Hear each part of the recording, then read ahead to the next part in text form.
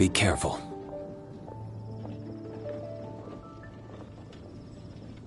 Did you hear about the prophecy in Fontaine?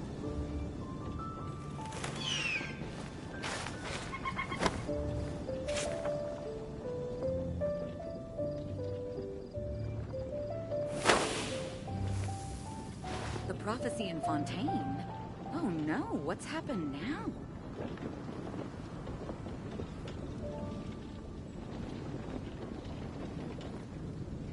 Did you hear about the prophecy in Fontaine?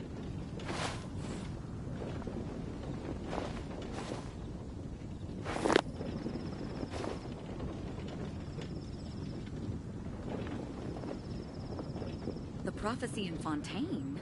Oh no, what's happened now?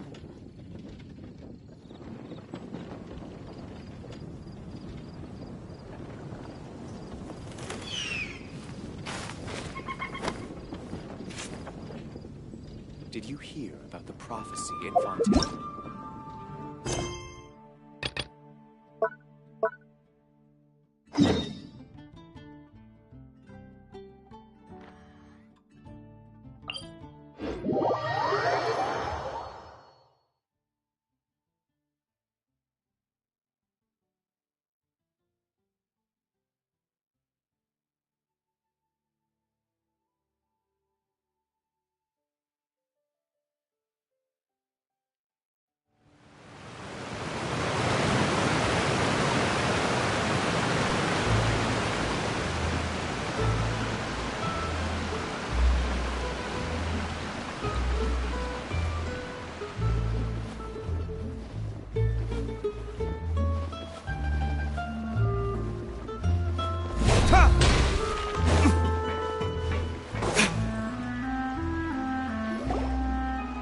We rented this house from one of the locals to use as a temporary base. I'll come back later and tidy up a bit. After that, it should be all ready for you to stay in tonight. Awesome! Thanks! So, where are we off to now? Well, when I happened to run into you two earlier, I was actually in the middle of distributing some supplies. With this many people staying in Poisson, we have to bring in outside supplies every now and then. I should probably make sure the rest of these provisions get delivered, otherwise people might start to get antsy. Okay, we'll come with! There are all sorts of rumors about your organization floating around out there. Paimon's not sure if she could even take a wild guess as to what's true and what's not. But now that we finally have the chance to see a day in the life of the house, we can take a good look at how you operate! Well, you're more than welcome to come along. Just follow me.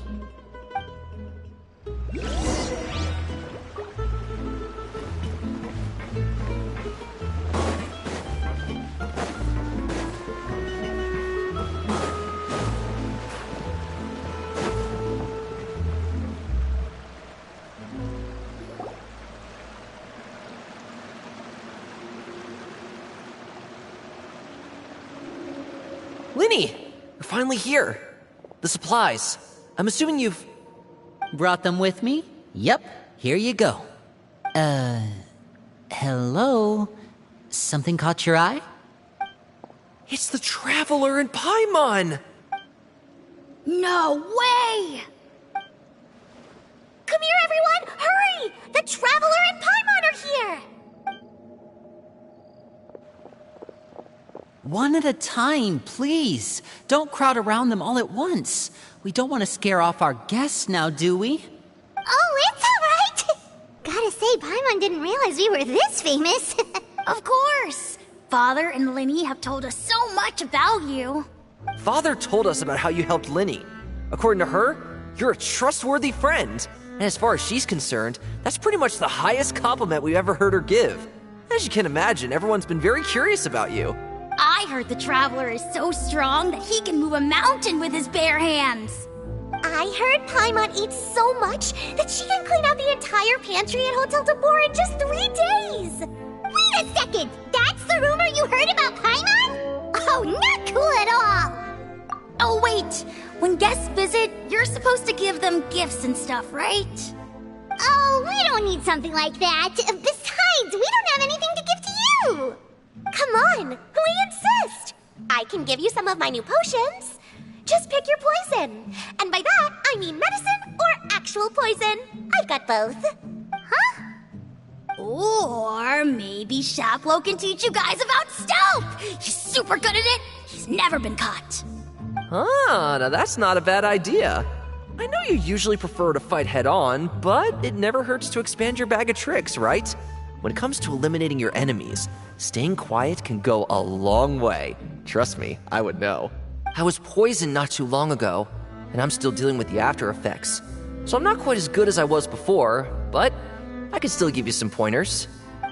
Wait, when you said gifts, I didn't think you meant poison and stealth tactics.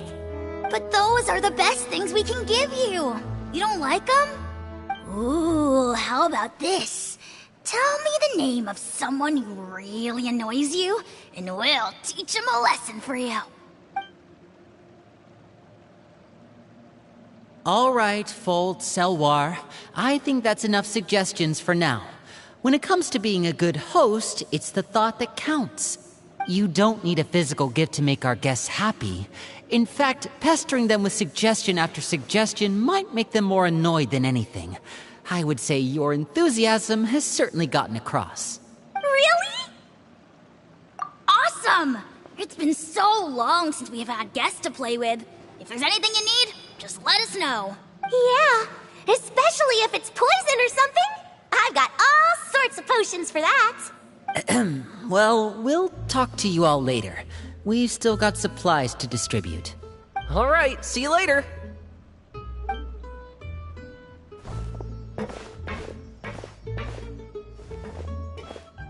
Bye!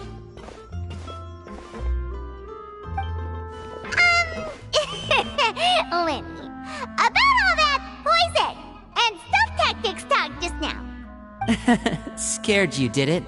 That kind of talk comes with being part of the House of the Hearth. When Foltz was really young, he strangled all of his family pets, just out of curiosity. He was labeled a dangerous problem child and was abandoned by his family. Elwar has an unnatural obsession with potions. Father has forbidden her from trying all the different concoctions she comes up with, but she still tries to test them in secret. You really have to keep an eye on that one. Chaplot is around my age. While I'm mainly responsible for collecting intelligence, he handles surveillance. He's very passionate about his work and has no reservations about taking on some very difficult missions. I know you two probably aren't used to that kind of talk, but I can promise you they only had the best of intentions. Things like stealth tactics and developing different poisons, they really mean a lot to them. They were just trying to share the best of what they could offer, that's all.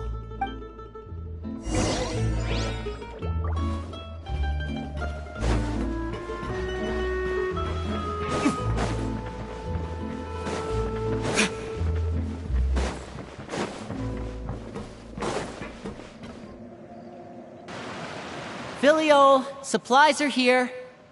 Thanks. And who are these two? Outsiders?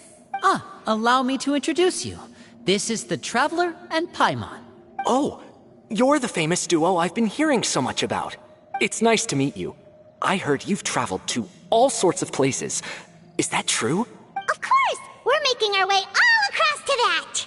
Oh, good for you. You must be pretty familiar with Fontaine by now, then. Have you seen the new opera that started running recently? I think it's called... The 4,000 Thieves? Oh, this is the first we've heard of it. It seems like it's going to be fantastic. From what I've been able to tell from the posters, anyway. You should definitely check it out if you have the time. Oh, and there's The Blind Maiden, too. That one is supposed to have audience interaction. Seems pretty interesting. After this mission is over, I think I'll go get a manicure. Oh, maybe I should dye my hair. Wonder how much it'll cost. Is it just Paimon, or do these two seem much easier to get along with than the others? Looks like the House of the Hearth has some normal members after all. I heard that. Oh! Oops. I'm guessing you're referring to Foltz and the others? Yeah, we're definitely not all like them. I bet those crazies are practically foaming at the mouth right now. I'm sure they just can't wait to get back to Snezhnaya to carry out the plan. That's enough, Filial. Don't talk about family members behind their back, right? Whatever. Let's go. Guess this is goodbye then. If you ever have some time, we should go see the opera together.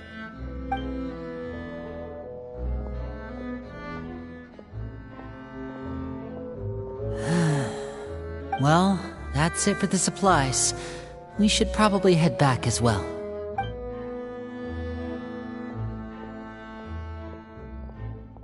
Well, they didn't seem too happy with each other. Seems like there could be something more going on here. You're right. We're only here as guests after all. Oh, Linny's getting super far ahead. Come on, let's catch up.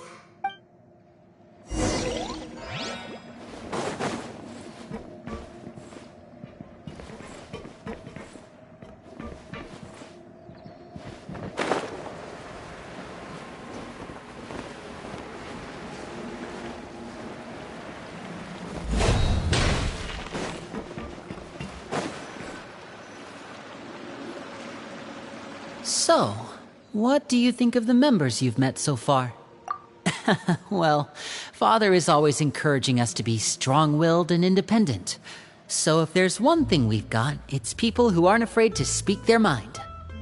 Well, I should probably get cooking. Wanna join? Of course! Then let's head out and... Huh? Fremine? What are you doing here? Well, Hey, nice to see you again! you too. I heard you're here as guests of House of the Hearth. Welcome. We were just going to make some food. Why don't you come along? I could use some help in the kitchen, and I seem to remember you mentioning you wanted to make seafood soup for the traveler in Paimon. Seafood soup? Oh, Paimon's drooling already. Were you looking for something just now, Fremine? Maybe I can help. It's nothing. I just wanted to see if there were any extra supplies. Yeah, we've got some left over. What do you need? Some food and water. And some clean cloth, if possible. No problem. Give me a second here. Food, water... Wait a minute. What do you need all of those for? You're not on any missions as far as I'm aware, and you were just going to come eat with us. So what's this all about? I thought I'd grab an extra portion because I get hungry at night. Could be because I'm growing, you know, and... Fremine, you remember what I told you? You're not like me. Your lying skills still need some work. Tell me what's going on. Is it really bad enough that you have to keep it from your own brother? Maybe it'll be better if we gave them some space.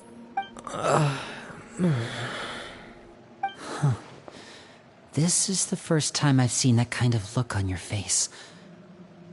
Whatever happened, does it have something to do with Father?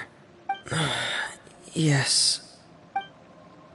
Just follow me.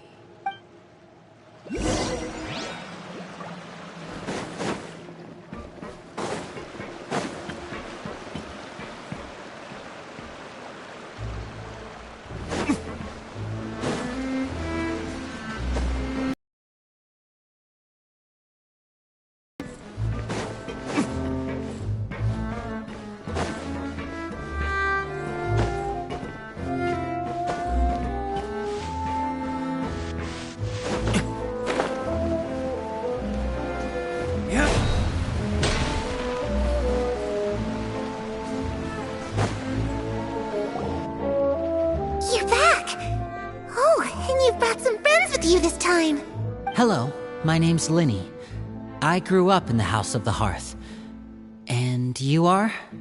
Hi, Linny. I'm also a child of the House of the Hearth, just like you. You can call me Clairvy. Clairvy? It's nice to meet you. Does that name ring any bells, Lenny? No, not at all. That's not a name we have on our roster, I'm sure of it. What I'm not sure of, though, is how she managed to sneak in. She must be the phantom child Father's been searching for. From the looks of it, I'm guessing you were the one that found her, Fremine. You, haven't told Father, have you? No, I haven't told anyone. I've just been keeping her hidden. For how long? About half a month now. So ever since we got to Poisson, then. Do you have any idea what you're doing? I know what I'm doing. Really? 'Cause from where I'm standing, it looks like you're hiding the very person Father has been trying to find. If Father finds out about this, everyone involved is going to be punished. You know the rules of the house, Fremine. I know you do. Father doesn't tolerate any form of betrayal. So why are you doing this? I've thought it through. And I just can't hand her over like that. Linny, don't you remember last year? Chapleau nearly died after getting poisoned during that one mission. He wasn't able to get back before the poison started taking effect, and not a single person was there to help him. That night, while I was sleeping, I heard a voice telling me to go save him. I opened my eyes, but I couldn't find the source of the voice. I thought maybe I was just hearing things, but I went to look for him anyway. Luckily, I got there with enough time to save his life. That feeling of being haunted, of hearing voices, it's happened many times in the House of the Hearth. I'm sure you've noticed. So what you're saying is, that was her? She was the one who spoke to you that night? Unless there are other spirits roaming around the House of the Hearth, I don't think there's any other possibility. If Clairvy were our enemy, it wouldn't matter whether she was a spirit or an actual child. I would have acted without a second thought, because that's what Father ordered us to do. But she's been living with us, helping us from the shadows all this time. I think that makes her family. I couldn't just hand her over to be dealt with. Not when there's so much we still don't know. So what's your plan then? You can't keep her here forever. Someone is bound to find out eventually. I haven't thought that far yet. I don't want to disobey an order from Father, but I also don't want to put Clairvy in danger. Come with me.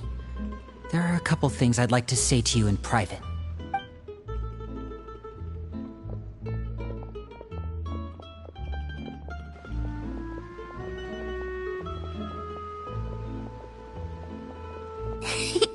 Those two sure care a lot about each other.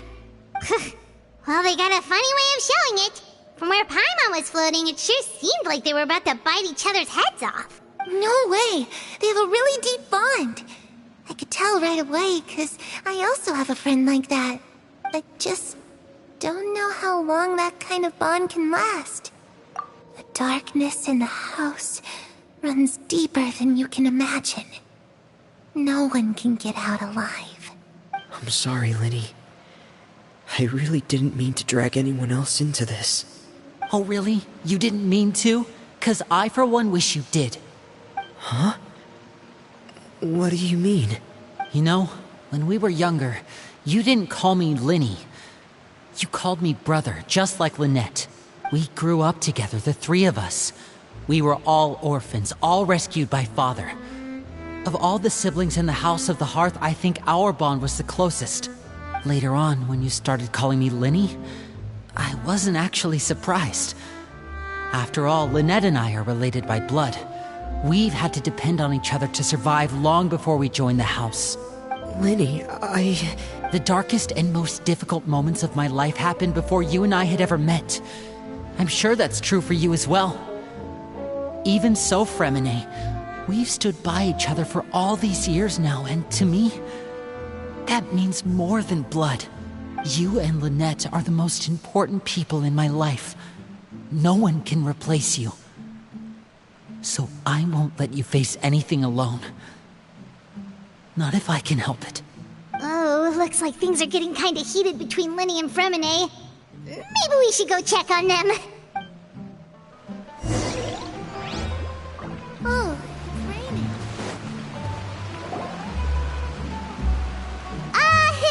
Hey, you two! Hope we aren't interrupting anything. Like a fight, or... Oh, wait a minute, Fremine. You're not crying, are you? Is everything alright? Everything's fine. Thanks for asking. Well, we're all friends here, right? We've been through so much together, so if there's anything we can do to help, just say the word. It's just a small family dispute. It's not something our guests should trouble themselves with. In fact, it might be better if your stay ended here. What are you getting at, Traveler? When guests are around, families are often on their best behavior. And any disputes are less likely to escalate. That's what you're trying to say, isn't it? I... just... Thank you. I was really hoping to keep you out of it. But even if I could think of some other reason to turn you away, I'm not sure I could convince you. I know things could turn dangerous, so I promise you this. From now on, I'll protect you like my life depends on it. Me too. Well, back to the matter at hand then. If we don't plan on handing Clairvy over to Father, then our only other option is to solve the mystery of her identity before Father is able to track her down. That means finding out where she came from and what she's doing here. Then we can send her on her merry way and pretend like none of this ever happened. I've tried that already. And? And... nothing. I tried taking her somewhere really far away, but... after some time, she just reappeared. She even came with us all the way to Poisson. It seems like wherever the house is, she follows. I don't know much about spirits. Do you two have any ideas? Let's see here. Paimon remembers hearing something like, if you fulfill a spirit's last wish before they die, they'll let go of whatever's keeping them here and return to the ley lines. Oh, it's just that Paimon doesn't really remember where she heard that, so it's not guaranteed to work or anything. Well, sounds like it's worth a shot. Guess that means we should go ask her about her wish. But first, Fremine, I need you to promise me something. What is it? I need you to promise me that this will stay between the two of us. We're the masterminds behind this whole thing. No one else gets involved. Can you do that for me? Of course. I promise. All right. Then let's seal the promise just like when we were kids. Fist bump on 3. Ready? 1, 2, 3. I swear.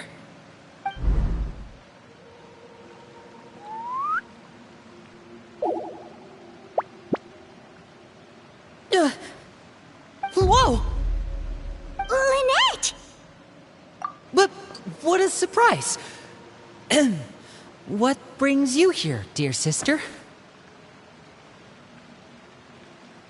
And, when exactly did you get here?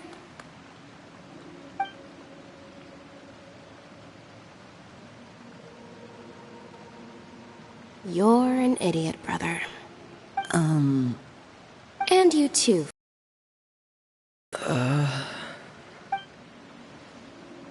You 3, Traveler. And you 4, Paimon. Wait, what did we do? I've seen Clairvy around the House of the Hearth before. I hadn't seen her in Poisson, so I figured she must not have come with us. But it turns out, you were just hiding her. I heard you talking about your plan. Rather than steering clear of the situation, I'd rather fully join in.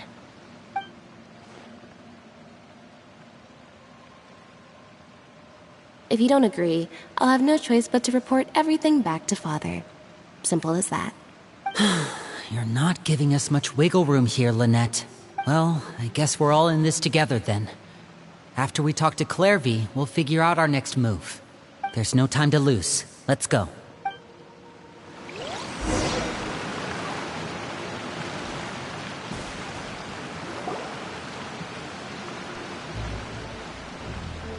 I'm full. Thank you for bringing me this food, you guys. She said she's full, but the food doesn't look like it's even been touched. That's right. Based on what I've been able to observe, it doesn't seem like Clairvy can interact with the physical world at all. Still, when she's presented with food, she'll always linger around it for a good little while. Maybe, in her mind, she really is eating those things. Does she know that she has already passed away? I've tried to ask her, but she didn't answer. My guess is that she's just as confused as we are. Or maybe she couldn't understand the question at all. Clairvy, if you've got some time, I'd like to ask you a few questions. Sure. Oh, another new friend. Hi, I'm Clairvy. Hello. Clairvy, how did you join the House of the Hearth? Huh? Isn't it the same for everybody? The knave brings you here and then you can't leave. It's just that your name, it's not on the roster. And I've never seen you before. The roster? Oh, I get it now. I think there might be some things you don't know about this place. The people in charge, they're not as nice as they look. They say they keep a roster, but it's not complete. There are a lot of people who aren't on it, and never will be. In this house, some people are family, and other people are just test subjects. Those kinds of people aren't ever going to get a place on the roster, unless it's the roster of people who've been executed. Wait, does that mean the knave... She...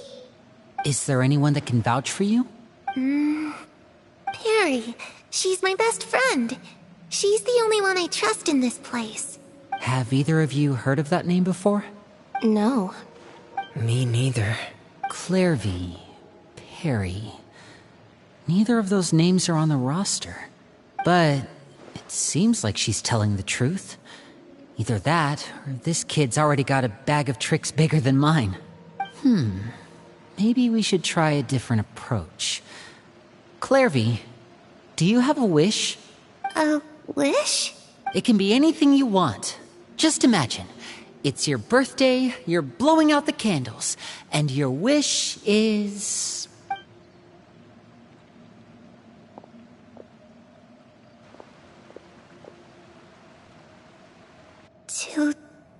To go outside, where the sun can find me. That's... it? Well, that sounds easy enough. The darkness in the house runs deeper than you can imagine. No one can get out alive. Okay, time to divide and conquer. Listen up. I've got a plan. I'll try and find a way to use basic illusory magic to take Clairvy outside and bring her somewhere with sunlight. Lynette, try and find the list of executions that Clairvy was talking about, and see if her name is on it. Fremine, you stay in Poisson. We can't be the only ones who've had run-ins with Clairvy. I need you to collect intel on everything she's said and done. Understood. I'll try my best. What about us? What should we do? I really appreciate your willingness to help, but this is a family matter. I don't want to drag you in too deep. It's too risky. Let me think. Since Father considers you to be guests, maybe you could stick by her side for a little while. You don't need to do anything except keep up some nice, casual conversation. Ah, Paimon gets it. You want us to distract her. I'll give you a magic bird. If Father suspects something, all you need to do is release it when she's not looking, and it'll alert me that something's wrong. Of course, that's only as a last resort. If Father doesn't seem to notice us, there's no need to make contact. We'll reconvene here tonight after all's said and done. If the worst-case scenario happens and we're discovered, Just tell Father everything. We're not going to let our guests get punished for our own actions. That's where we draw the line. You too. Okay, this is where we part. Father should be at the beach nearby.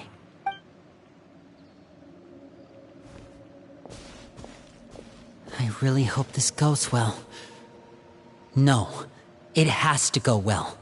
That's the only way this can get resolved.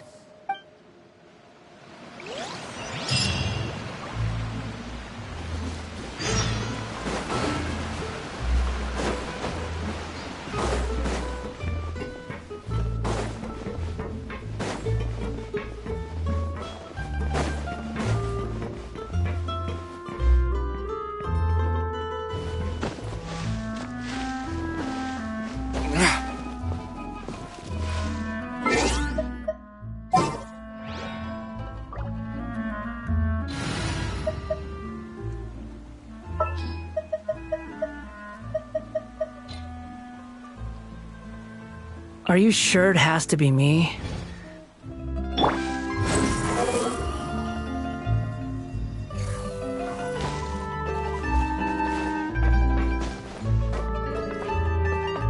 Squall and Fury!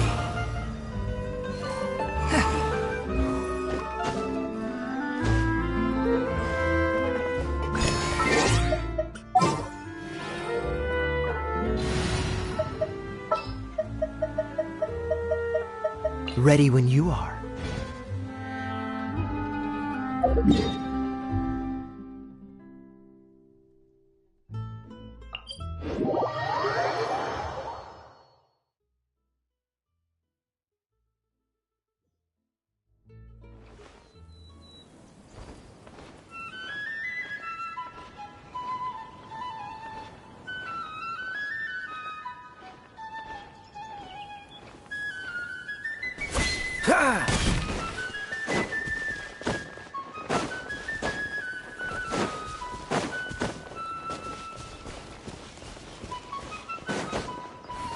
What's the hurry?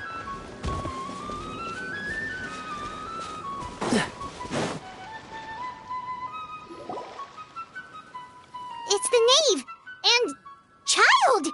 Hey, aren't you supposed to be in Snezhnaya recuperating? What are you still doing in Fontaine? Oh, it's you two. I didn't expect to run into you here. I was unconscious for quite a while after the fight in the Primordial Sea. After I woke up, I realized I was being taken back to Snezhnaya, and well, I couldn't have that now, could I? Not when I've still got unfinished business here in Fontaine. So, I mustered up all my strength and made the journey back on my own. What sort of unfinished business are we talking here? It has to do with Skirk, my master. I really wanted to meet up with her, but by the time I got back, she had already left. I still have so many questions for her. Without any other leads, all I could do was ask the knave to help me track her down. She must have left behind some traces from her time in Fontaine. Oh, okay, so have you found any clues?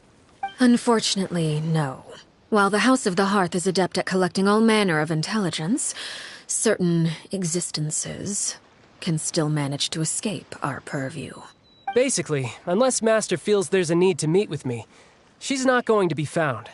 But that problem has an easy fix. I just need to become stronger, and then... Paimon thinks you should focus on getting better first. The worst of it is over. It's all thanks to that one kid from the House of the Hearth. Elwar, I think her name was. She gave me a bunch of random potions to drink. They didn't go down easy, let me tell you. Pain and chills all over. But they really did help speed up my recovery. And that's good, because it looks like I really do have to head back this time. The old man's been putting the pressure on me. He sent someone to tell me I'm needed for some sort of project. Project Stuja? Yeah, that's the one. I heard Regrader's involved too. I'm not looking forward to having to listen to all his monologuing, that's for sure. Hey, maybe you could think of a way for me to stay in Fontaine for a little longer. Helping Linny and the others brush up on their fighting skills would be far more interesting. If you and I could spar, that would be even better. I've been waiting for a chance to see you go all out. And what a sweet little daydream that is. But I also have a role to play in all this. I'll be leaving Fontaine shortly as well. Besides, considering how little they see fit to step outside the homeland, being called on to return to Snezhnaya by such illustrious dignitaries, what a great honor. Wouldn't you agree? One I could do without, I'd say. Is it just Paimon? Or does it kind of seem like they're... So, dear guests of the House of the Hearth, to what do I owe the visit? Well, we just... right! We're super close to Linny and the others, but we still don't know much about you! Is that so? Introductions have already been made, have they not? Oh, well, you see? There's only so much you can learn about someone from a short introduction. At least tell us something a little extra, like... why do you call yourself father? Huh, good question. I'd also like to know. The fact that you have to ask tells me our intelligence work has been quite successful. Telling you the answer to that question would only serve to undermine that success. And we can't have that, now can we? Spoken like a true diplomat. That was some expert sidestepping right there. Well, if there's nothing else, I think I'll take my leave. I still have a small matter to resolve at home. Wait, don't go!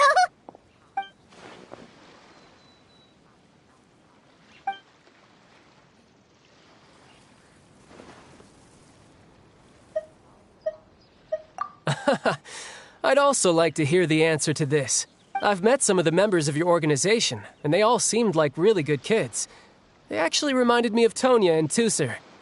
Which, by the way, if you ever betray them, I'm just letting you know, I won't let you off easy. And why would I betray them? Well, you've already betrayed the House of the Hearth once, haven't you? At least, that's what I heard.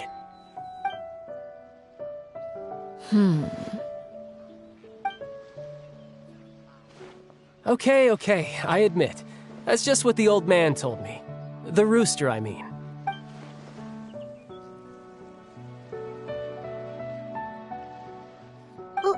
Wait, did you really do something bad to those kids? Never mind what I've done. I'm more curious as to what the mighty rooster had to say. Care to enlighten me? Well, nothing much. Just some stuff about you taking out many other members of the House of the Hearth, and even going so far to attack your own family. I see. Oh, based on your reaction, I'm guessing it's all a bunch of lies. Hardly. I don't appreciate his particular turns of phrase, but I suppose he didn't say anything untrue. Although, it would be more accurate to say that there is a certain level of prejudice involved, but I don't intend to clear that up just yet. Prejudice has a funny way of concealing the real truth behind certain things, an attribute that I find to be quite advantageous. Call yourself a Fontainian, for example, and people will assume all sorts of things, when the real truth is that this is simply the land where I was raised. Huh? You're not actually from Fontaine? But then why did you try to help out with the prophecy and everything? I was trying to protect the children born in Fontaine. Claiming that I myself was a Fontainian simply made it easier to operate. People would hardly suspect a fellow Fontainian of having any ulterior motives. Who wouldn't want to save their homeland, after all? The primordial sea wouldn't have any effect on me, but it would have caused great harm to the House of the Hearth. Well, you wanted extra information, didn't you? There you go. I hope that satisfied your curiosity.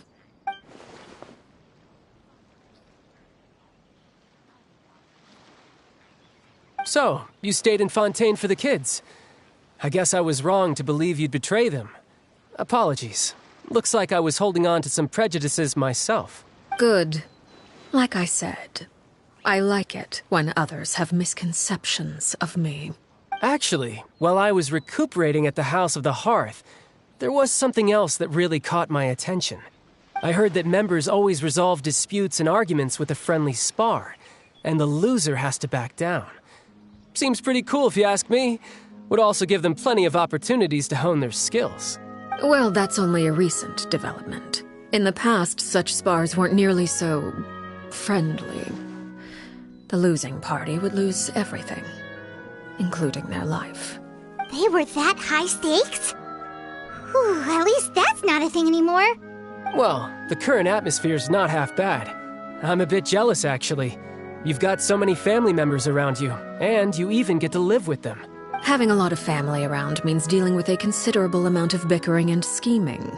Once Tonya and Tusser enter their rebellious phase, I'm sure you'll understand. Just imagine. Tusser becomes obsessed with plucking out strands from the rooster's mustache, or Tonya decides to dye her hair 42 different colors. Okay. I get the picture.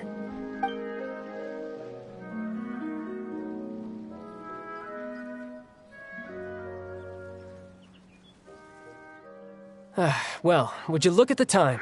I should probably get going. Traveler, Paimon, I'm not sure where our paths will cross next, but the next time we run into each other, we should definitely try and find some time to spar. Again, maybe this is a conversation we can have when you look less like you're gonna keel over. All right. Well, thanks for everything, Arlecchino. No thanks necessary. You also played a part in obtaining the Gnosis. I would say we can call ourselves even. I like the sound of that. Well, I'm off. See you all some other time. We should probably get going too. Do you want to head back with us? Oh? You want me to leave so soon? Well, you see, I'm rather enjoying the evening breeze. If you don't mind, I think I'll stick around for a bit. I have some things to think about. Apologies for not attending to you like a proper host. Please forgive this slight. I do hope you'll have a pleasant stay. We managed to keep her distracted until nightfall. Good thing Child was there to keep the conversation going. You don't think she suspected anything, do you? Oh, I wonder if Liddy ran into any issues. Let's hurry back and see how everything went. Oh? You decided to stay a little longer? Let's take in the ocean view together, then.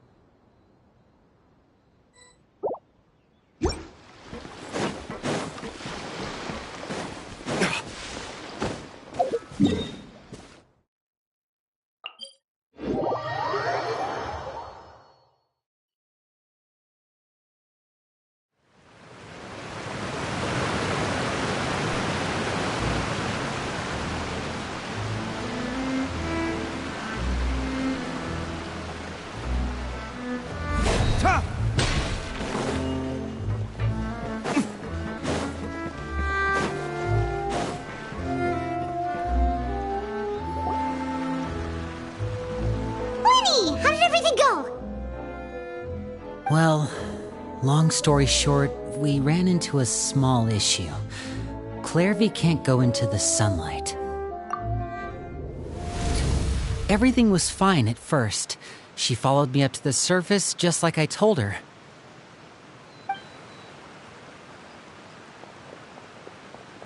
But as I led her out of the shadows and into the sunlight, she vanished. I turned around and there she was, standing at the edge of the shadows, silently watching me. Huh. Maybe she's afraid of sunlight, or... No, it wouldn't be her wish if that were the case. Well, we could always try pushing her into it. Oh, true. I've pretty much tried it all already. Nothing worked. Eventually, the sun went down, so all I could do was bring her back here. How did it go with you, Lynette? Good. I've got the list. It's right here. Really? Well, what are we waiting for? Let's take a look!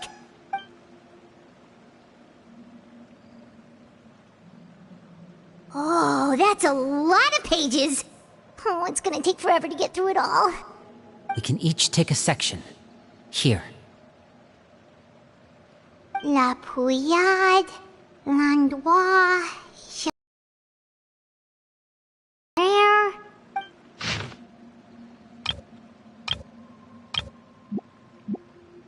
Oh, yikes.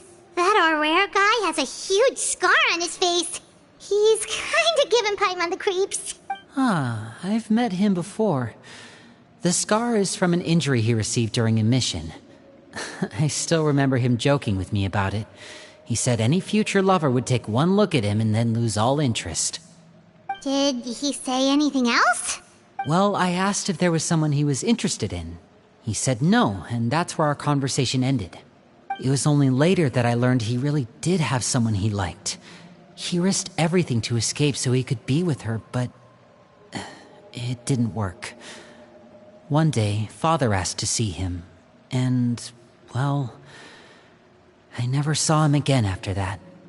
Wait, so that means the knave, It may seem cruel, but it's just one of the rules of the house. Betrayal is not to be taken lightly. We know too many secrets to come and go as we please. So, if you do try to leave, you pay with your life. Her name's not here, huh? Well, that's not too surprising. It doesn't seem like this list is complete. It only contains records dating back around 5 years. Let's shift our attention then. Fremine, were you able to find anything out? Fremine. Sorry. I was thinking about something. I managed to talk to quite a few people, but I couldn't help but notice that the atmosphere in the house was a little strange. Strange? Yeah, I mean, I know there have been arguments in the past, times when people haven't gotten along. Chaplot and Filiol are a good example of that. Oh, those are two of the people that we met while delivering supplies. Paimon can see how they might not get along. They had very different vibes, and their, interests seem to be pretty different as well. That's to be expected, actually. Father brought us all here, shared her knowledge with us, taught us how to fight. That's one thing we all share. But that's also where the similarities end. Not all of us feel the same desire to stay here. As members of the House of the Hearth, we're also considered part of the Fatui. And to a lot of people, that's an identity they never asked for. Certain members get older and realize they want something else for themselves. But considering the rules of the house, most people would never say that out loud. People like Chaplot and Foltz are loyal to Father and her vision. They're proud to be part of the Fatui. Filiol and Nantoy, on the other hand, well, they aren't quite as enthusiastic. These kinds of conflicts have always been there. It's not like Father is in the dark about any of this. Well, that's true.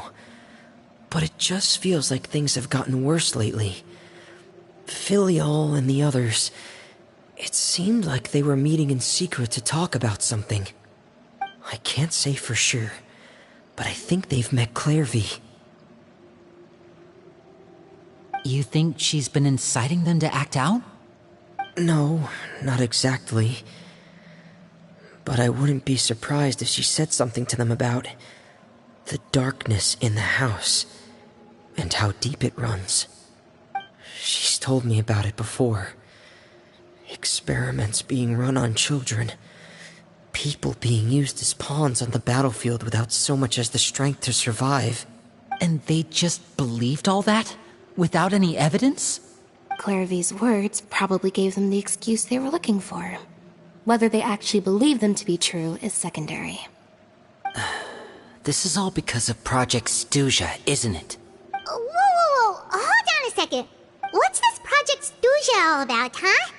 This is the second time it's come up now. Sorry, but I'm not sure of the details either. I only know what Father has told us, which is that it's something the Rooster and Regrader have been working on together. Apparently, it has to do with the Fatui's strategic plan for the future. Because the House of the Hearth was so successful in obtaining the Gnosis, we now have the honor of playing a key role in Project Stuja. Wait, but isn't that a good thing? Key role is just another way of saying dangerous role. To us, the whole thing is an inconvenience.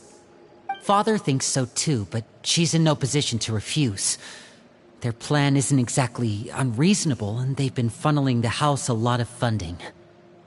It's just that we'll lose a lot of members in the process.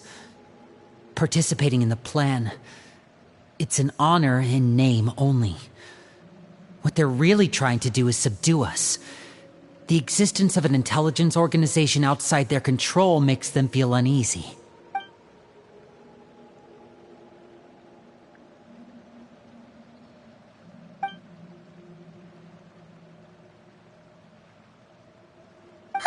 Super complicated top secret Fatui business aside, what does all of this have to do with the conflicts you were talking about earlier? Paimon doesn't get the connection. External pressure has a way of exacerbating internal strife. You can't overlook the power of fear either. People are afraid of dying, and that fear is often the impetus for a lot of stupid decisions. I thought resolving the Clervy situation would make everything go back to normal. But it looks like things are more complicated than I thought. If we leave Filiol and the others to their own devices, sooner or later, Father will be forced to take action. We can only focus on one situation at a time, brother. You're right. Even if we confront Filiol and the others, it won't do any good. It might even make matters worse. We should focus on Clervy for now. Well, it's getting late. We should head back and get some rest. We'll try again first thing tomorrow. Lynette, you stick with me this time. Fremine, keep a close eye on Filiol and the others. Make sure they don't do anything they'll regret. Good work today, everyone. Have a good night, and I'll see you tomorrow.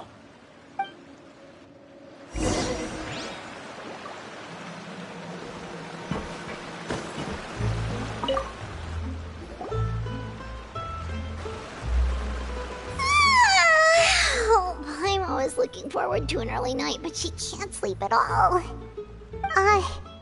Hey, you don't think the knave will be too angry with Linny and everyone if she finds out about all this, do you? She's even scary when she smiles. If she were to actually get angry... Ooh, you have to protect Paimon if that happens, okay, Traveler? Trust is ever, Traveler. Look over there! Quick, let's catch up with her before anyone sees!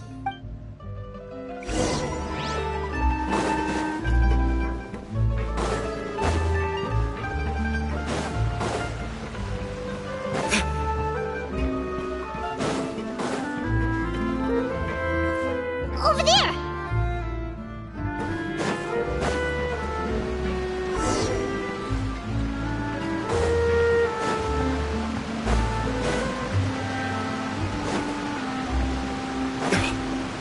Where is she going? Or if someone sees her, we're toast!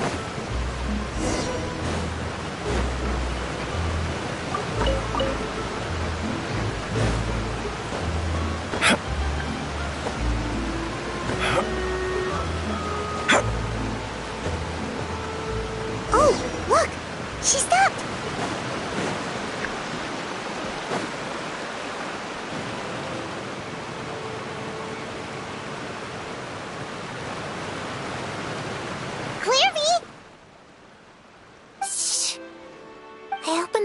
While no one was looking. Look how pretty the outside is. If only I could have more than this. You probably think I'm being silly, huh? All this hopeless resisting. It's better to dream of what I could have than try to make it a reality, right?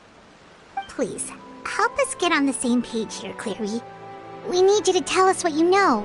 Can you do that? Sure.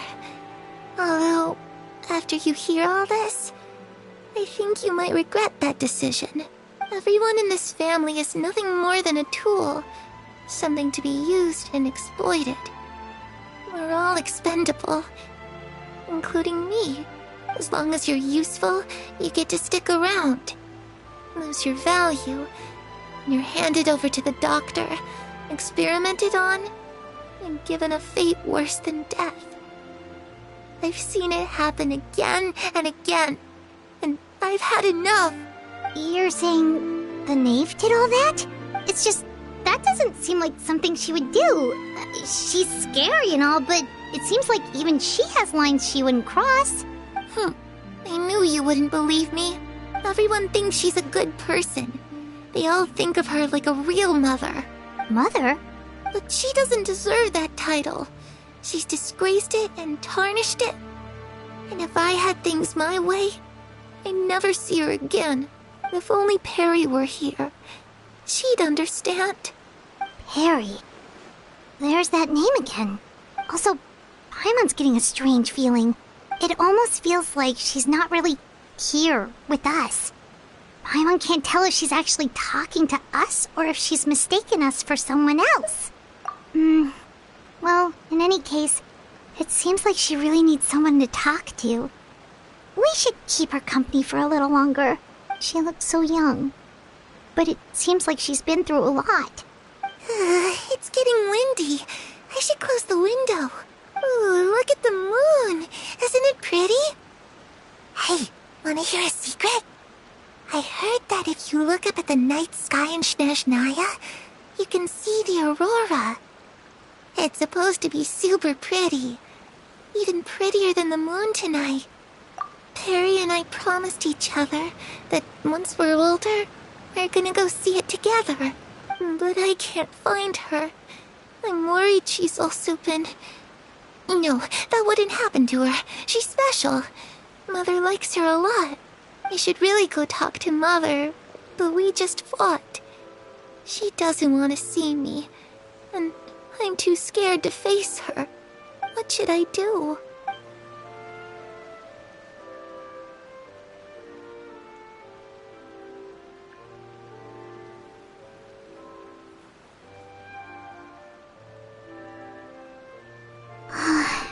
Paimon really doesn't understand what's going on with her.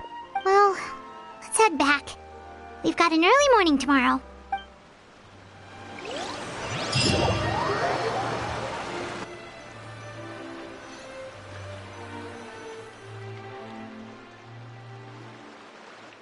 All right, looks like we're all here.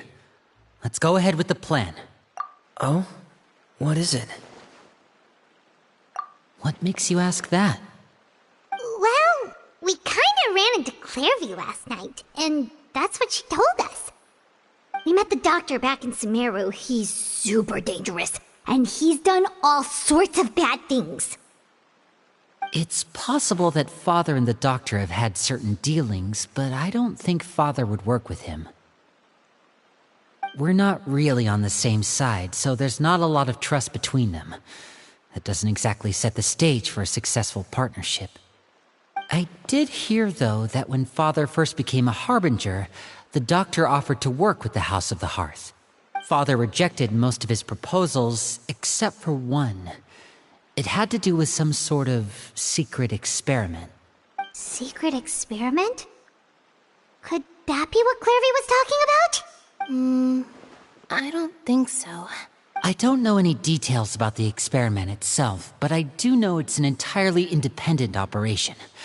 The Doctor only proposed a direction for the research. That was the extent of his involvement. I still don't think that counts as working together. The details of the experiment are confidential, but complete records are kept on all participants. That doesn't seem to be the case with the situation Clairview referred to. I know you don't agree with some of the Fatui's methods, and I'm not asking you to. But I am asking you to trust us on this. The House of the Hearth has its own principles. There are certain lines we're not willing to cross. Alright, that's good to hear at least. Clairview seems to think the knave and the doctor worked together to do something horrible. If that turned out to be true, Paimon doesn't know how he would even face you guys. It's just that it doesn't seem like Clairview is lying either. The easiest thing to do would be just ask the knave directly, but Paimon doesn't think she'd tell us. Father didn't come back last night. She's probably still near the shore. We'll be counting on you to distract her. Lynette, you're with me. Fremine, you know what to do. Be on your guard, everyone. All right, let's get to it.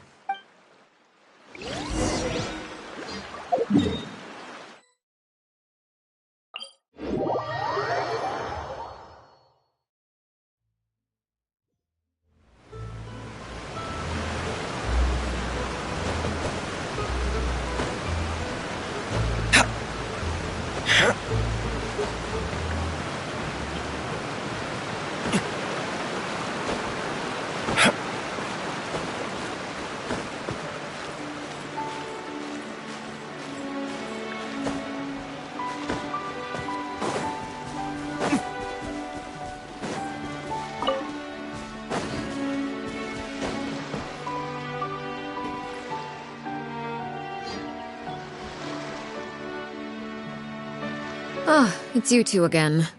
I must say, you look a bit pale. Did you have trouble sleeping last night?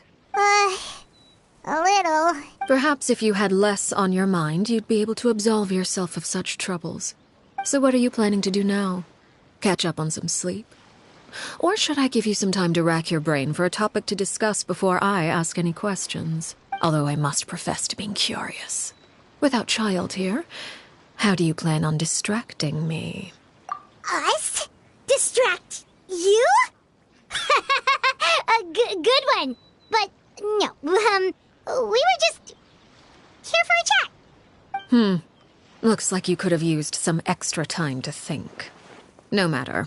If you don't have any other plans, why don't you accompany me somewhere? Don't worry. I'll be sure to steer clear of any scheming children.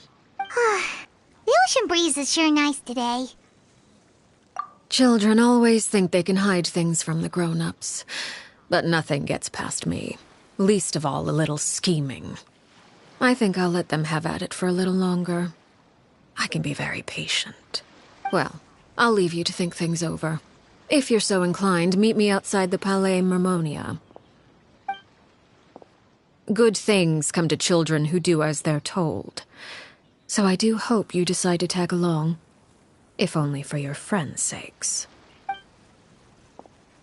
What should we do? She clearly knows about everything we've been doing, and Paimon doesn't think it'd be a stretch to say she was threatening us just now.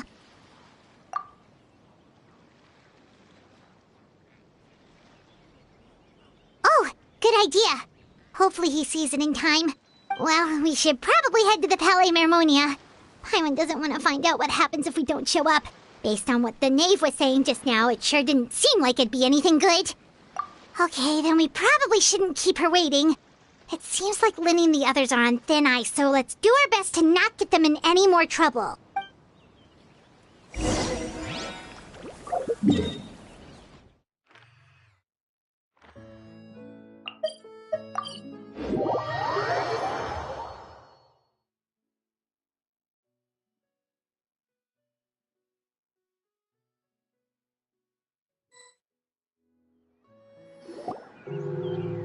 Seeing as we still have some time before my meeting, we might as well enjoy some pleasant conversation while we wait.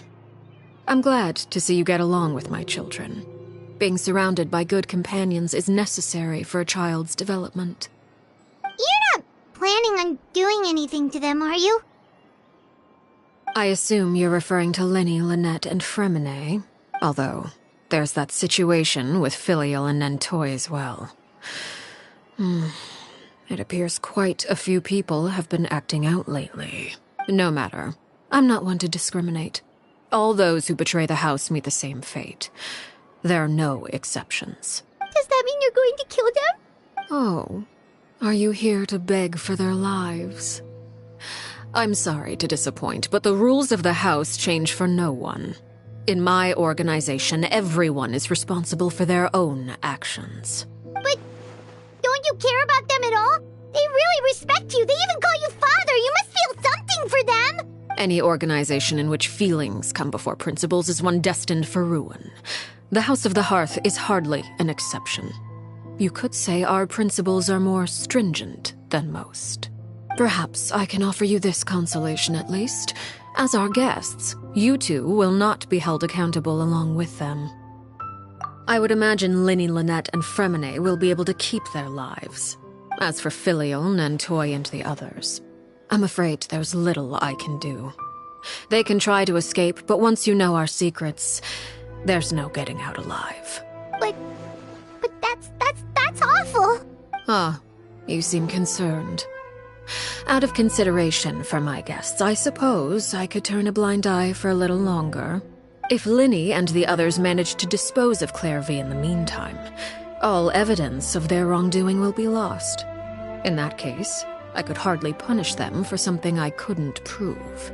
If their efforts are unsuccessful, on the other hand, all will be held accountable, and the punishment will be severe. Of course. Oh, and here, I believe this belongs to you. Do try and keep better track of it next time. It takes a considerable amount of time to train a bird like this. It would be such a pity if you were to lose it. Permanently. Wait, where did you get that? Well, I'm afraid that's all the time we have to chat. Now, for the matter at hand. I asked you to meet me here because I have business at the Palais Mermonia. It has nothing to do with you, but I think it would be prudent for you to stick by my side for the time being. There will always be time later to run off and tell Linny what you've learned. Well, time to go. Looks like we wrapped things up just in time.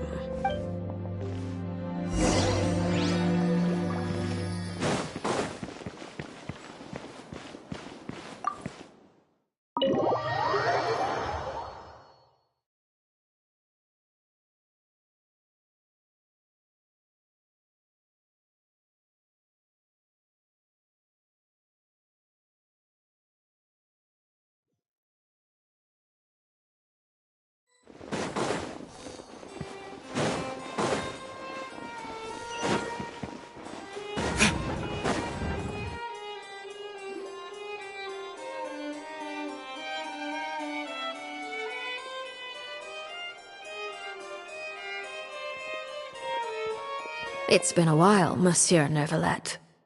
I must say, I wasn't expecting my meeting request to be approved quite so quickly.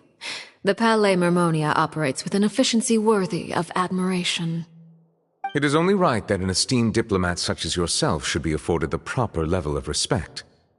Although, if I may speak plainly, I must confess that I did not anticipate we would have the occasion to meet again after presenting you with the Gnosis. I see you brought the Traveler and Paimon with you as well. If I may inquire as to the purpose of your visit.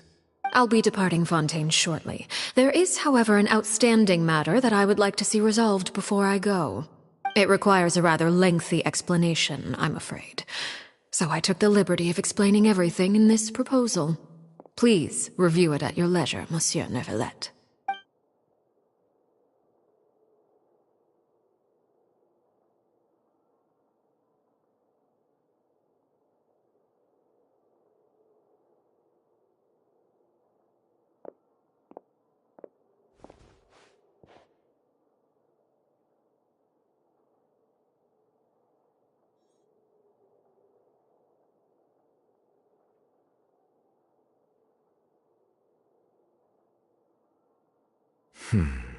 I understand your request.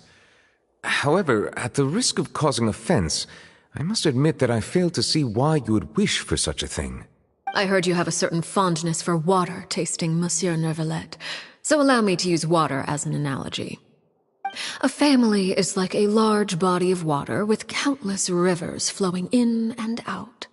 As someone who watches over this system, I would hope that each river that flows from the source will eventually reach the ocean. Of course, objectively speaking, I know this is impossible. Most of the rivers will dry up along the way, disappearing into the ground and leaving nothing but a barren riverbed behind.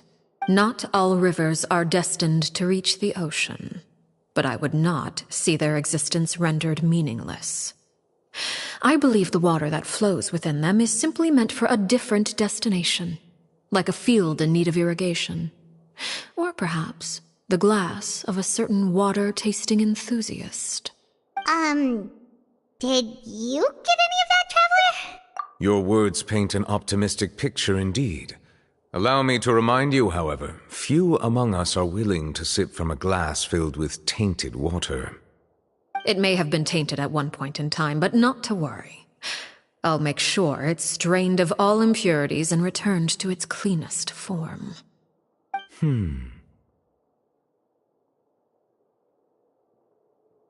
I seem to recall there being a transactional aspect to your proposal. Perhaps you could expound on that? If you accept my proposal, Monsieur Neuvillette, I will gradually withdraw my forces from Fontaine. And, unless absolutely necessary, I will no longer carry out any special missions within Fontaine. I presume I can take your words to mean that, in the future, cases similar to the Tartuffe assassination will cease to cross my desk? Tartuffe? Ah, that thief who embezzled funds from all those charities, you mean? My deepest condolences to his family, but without any evidence, I cannot imagine how the House of the Hearth might have been involved in his passing. Of course, if you accept my proposal, Monsieur Neuvillette, I'm sure certain measures could be taken to reduce the frequency of such troubles. You choose your words carefully indeed. In that case, I am inclined to accept your proposal. My thanks for your generosity, Monsieur Neuvillette. Well, with that settled, we should be going now. I took the liberty of bringing along 2 bottles of spring water from Snezhnaya for you to enjoy. I do hope I get the chance to hear your impressions. Perhaps at our next meeting, yes? Indeed. I trust you would not overlook your commitment in the meantime. All right, Traveler Paimon. Time to go.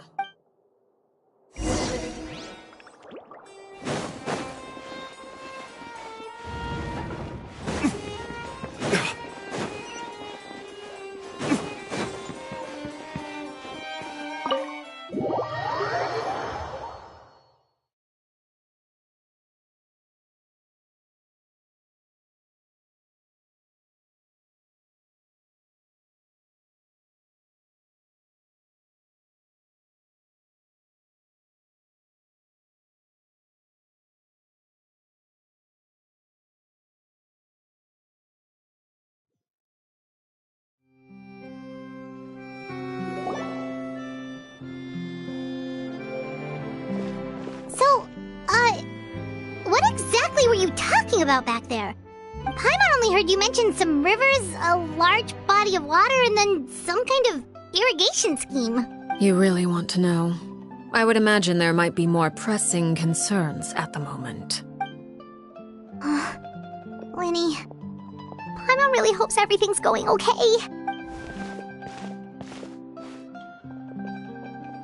Oh, Paimon recognizes that look. You've got your thinking cap on, don't you, Traveler?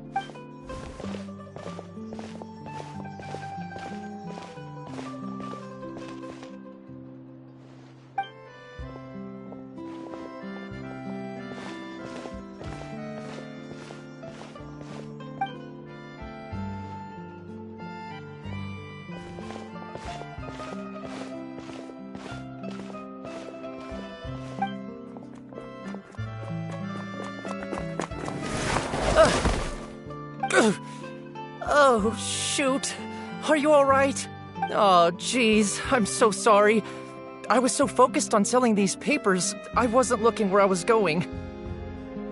Well, let me make it up to you at least. Here, take this paper. On the house.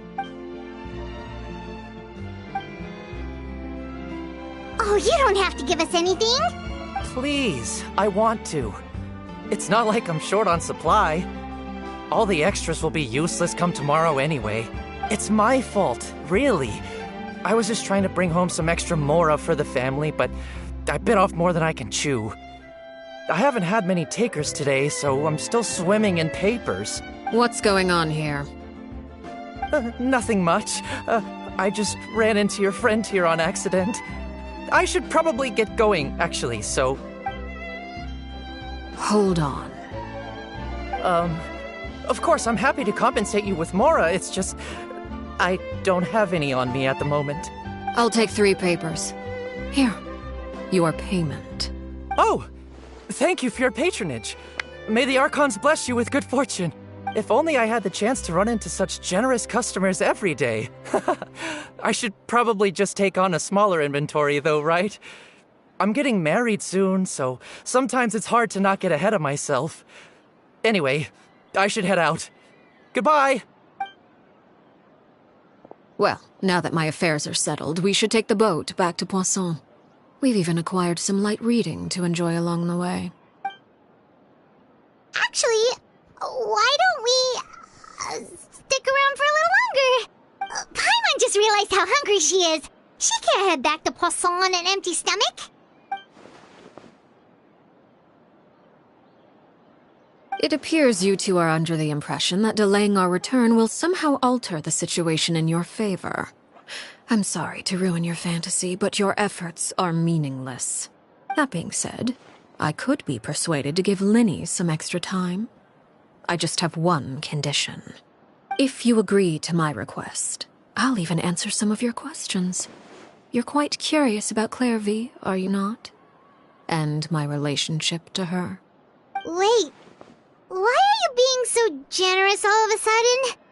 You're not gonna ask us to do something bad, are you? You overestimate yourself. You don't have the talent for bad things. Then what can you possibly... The most important consideration in a negotiation is that both sides receive something they want.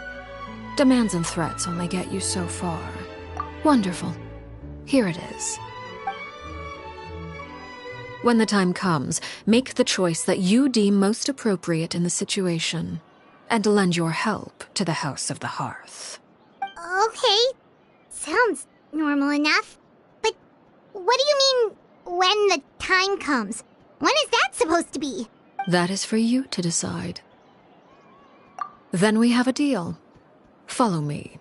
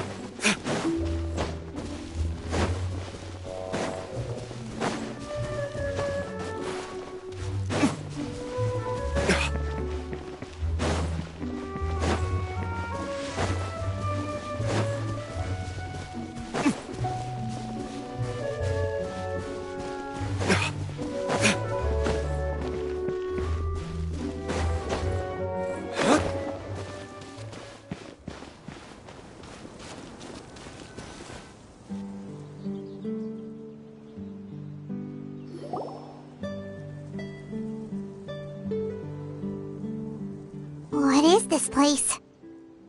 Somewhere long forgotten by everyone. It used to be a grand building. Now it's nothing more than a pile of rubble. No one comes here anymore, nor does anyone care about what once happened here. Although, this place does have something to do with the story I'm about to tell you. It was before I became a Harbinger, and before Linny and the others joined the House of the Hearth. Due to certain events, I first killed Clairvy and then her mother. And this is where it all happened. You were the one that killed Clairvy? Patience now. Allow me to explain Clairvy's side of the story first. I'll start from the beginning. Clairvy was 6 years old when she was brought by her mother, Crucibina, to live in the House of the Hearth. From the outside, it seemed like a fairy tale. A thriving family made up of kind adults and friendly children. Crucibina was the knave at that time, and the House of the Hearth was under her control. She was Clairvy's mother by blood, but she was also the mother to all the children in the house. Clairvy was happy here, for a time. But she quickly realized that being part of this family wasn't a fairy tale at all. It was a kind of purgatory. Purgatory? Exactly. The House of the Hearth takes in war orphans from all over Tevat. But as for how to raise them, that depends entirely on the person in charge. Crucibina came up with a novel idea.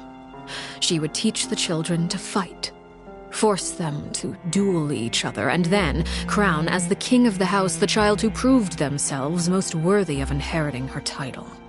It's difficult to estimate the number of children who died or were maimed in the process.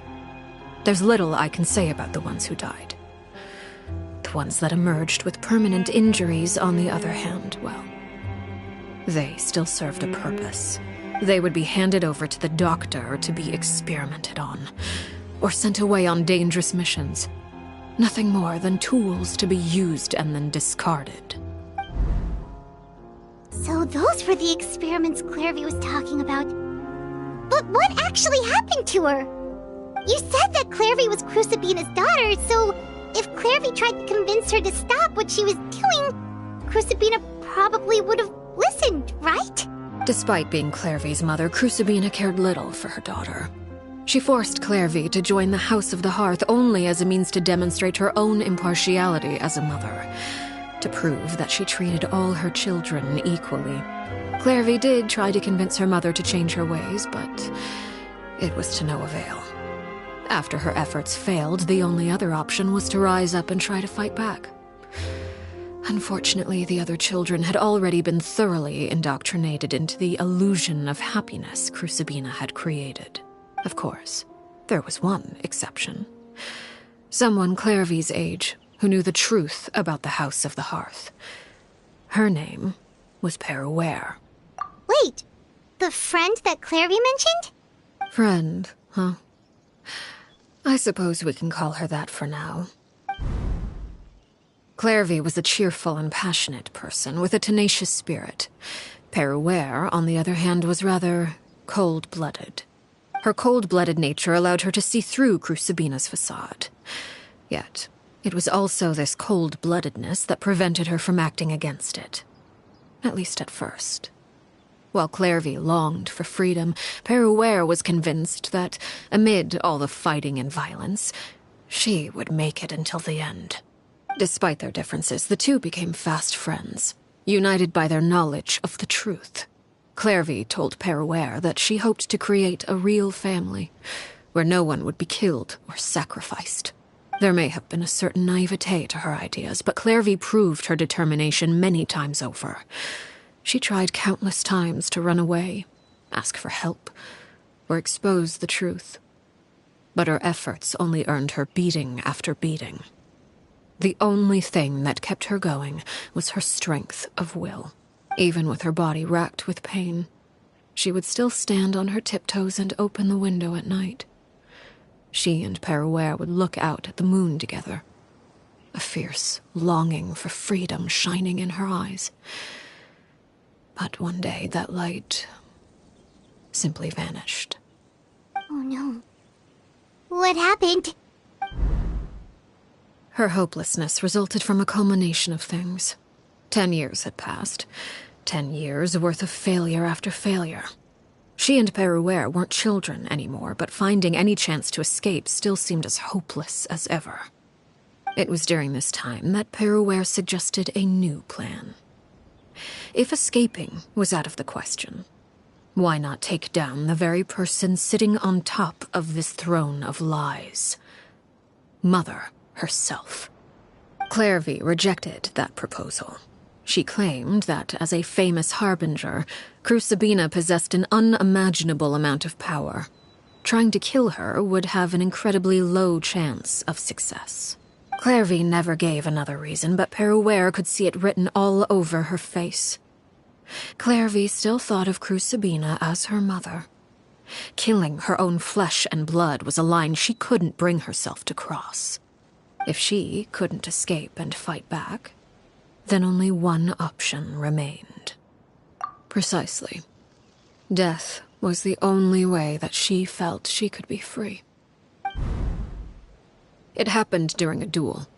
When she arrived at the dueling ring that day, her partner turned out to be none other than Peruere, the very person that had stood by her side all those years. It was a fierce battle. But ultimately, Clairvy decided to let Perouere end her life. From that moment on, Perouere's journey was one written in flames. When the rain finally came and washed it all away, there she stood, the sole victor in Mother's endless game of slaughter.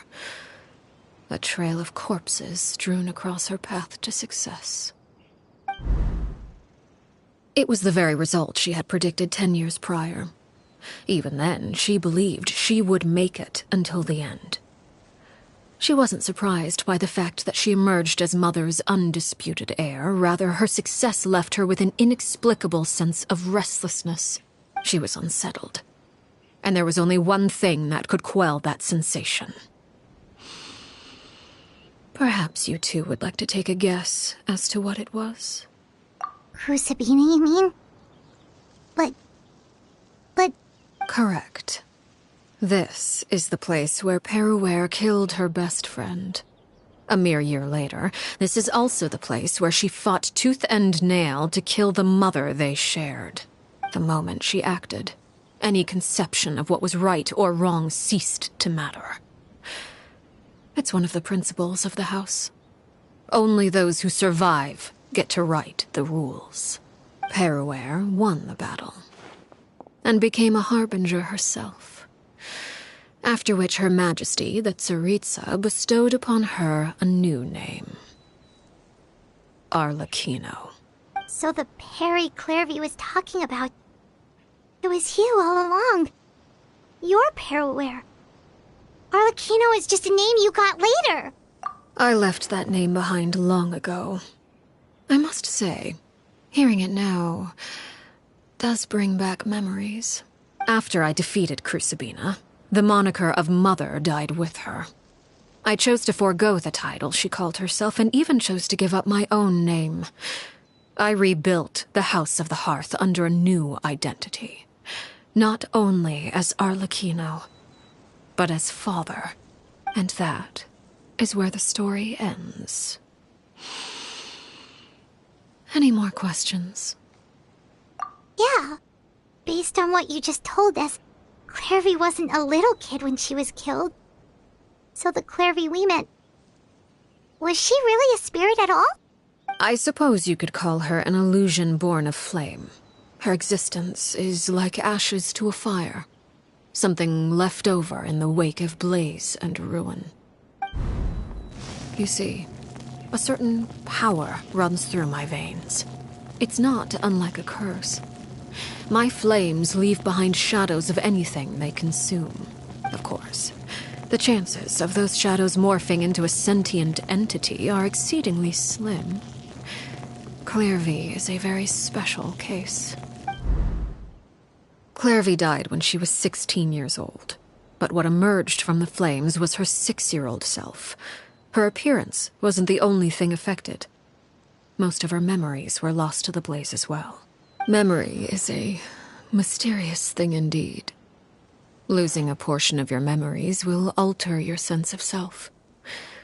Lose 10 years' worth, however, and it would be like living in the past. Like returning to a version of yourself that never grew up. No wonder Paimon got such a weird feeling when we were talking to her. Perhaps I should put it this way. Clairvy is someone trapped in time. It may seem like she exists with us in the present, but she truly lives in the confines of her own past. So if all of that is true, then you must have known about Clairvy for a long time. Indeed. She's a rather volatile and unstable entity. Sometimes she would look after the children. She's even saved some of their lives. But other times, she would hide from me and become obsessed with revealing the truth about the house to anyone who will listen. Shadows don't have the capacity to learn or grow. Any new information they encounter is quickly forgotten over time. Your attempts to expose Clairvy to sunlight, they failed, yes? The reason is that in Clairvy's mind, the house is impossible to escape. and it is this very perception that traps her there. But no matter. All I have to do is kill her again, and all will be resolved. I don't anticipate so much as a single speck of ash will be left behind this time. Wait! Paimon can understand why you might want her gone, but isn't there another way? So what if she's trapped in her 6-year-old self? She's still your friend! At least talk to her first! It's too late for that. She broke the rules, and now she must be punished. That goes for Filial and Nantoy as well. She's had quite the effect on them. I hope you understand. The difference between Crucibina and myself lies in our formulation of the rules, not our policy for enforcing them.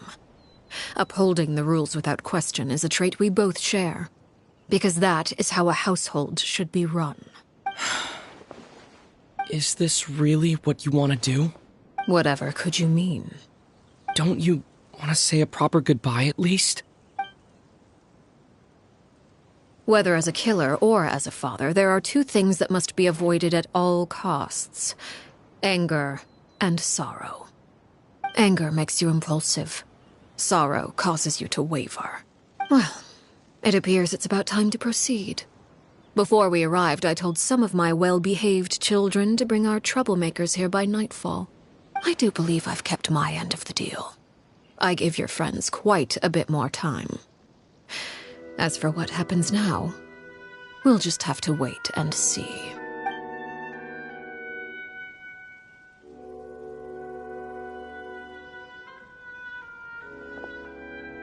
Here they are, Father.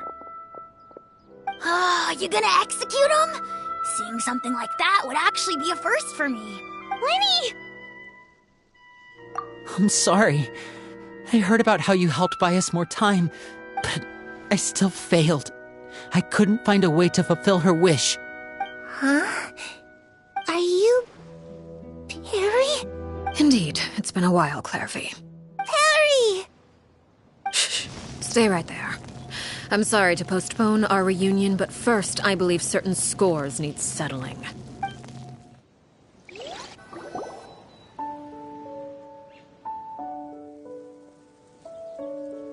Father, let me explain. Out of my way. Father! You chose to conceal a threat to the house, and for that, you must be punished. Overall, however, I suppose your wrongdoing is hardly the most egregious of the bunch, so I'll deal with your punishments later. As for right now, the more pressing concerns are the traitors among us. By traitors? Do you mean us? Father, let me explain. We didn't mean to... Fultz, why don't you share what you heard? Yes, Father. Secret midnight meeting number 3. Participants: Filial, Nantoy, Sato, Toddy. Nantoy clearly said, "If only Father wasn't the one who took us in." Sato added, "I'm sick of this life. I just want to live as a normal person." Filial was the worst of them all. She called us crazies and said a bunch of mean things about Father. I did not! You're lying! Fultz is trying to frame us. It's not like I'm the only one who heard those things. After that, you and Toddy and a bunch of other people started talking about Clairvy. You were using all those things Clairvy brought up as an excuse to question Father. We're birds locked in a cage. The only way out is to destroy it. That's what you said, wasn't it? You little... You just want me gone, don't you? What did I ever do to you, huh? And you, Sheplo, have you forgotten who stood by your sickbed, watched over you, and changed your dressings? Come on, let's hear it then. What's your reason for all... You're wrong, Filial. We don't want you to die. You're our family. Liar. You wouldn't be doing this if that were the case. So why? Why have you backed us into a corner? We all live in the House of the Hearth. You know the type of work we do, Filial. A single betrayal can cost dozens of us our lives. It's not like it's never happened before. That kind of thing is hard to forget. That's why the House of the Hearth cannot tolerate any form of betrayal. Ever since we came to Poisson, you've had 7 secret meetings. A lot of the things you talked about really crossed the line. You've been spying on us for half a month? Wait a second. Now that I think about it, the move to Poisson was just a way to make it easier to spy on us, wasn't it? Because we were all in one place. You've had this planned all along. Filial, Nantoy, I'm sorry. I owe you both my life. I owe Clairvy too. If it weren't for all your help after I got poisoned, I wouldn't be standing here today. If this were any other situation, I would do anything to repay that kindness, even if it cost me my life. But rules are rules. I'm sorry. My hands are tied. Why? That's enough, Filial. We made a mistake, and we should own up to it. We broke the rules, plain and simple. And now we have to face the consequences. I'm sorry, Chapleau. Foltz. I'm sorry, Father. We accept our punishment. Chapleau, according to the rules of the House of the Hearth, how should these traitors be punished? All those who betray the house pay with their lives. And so it shall be.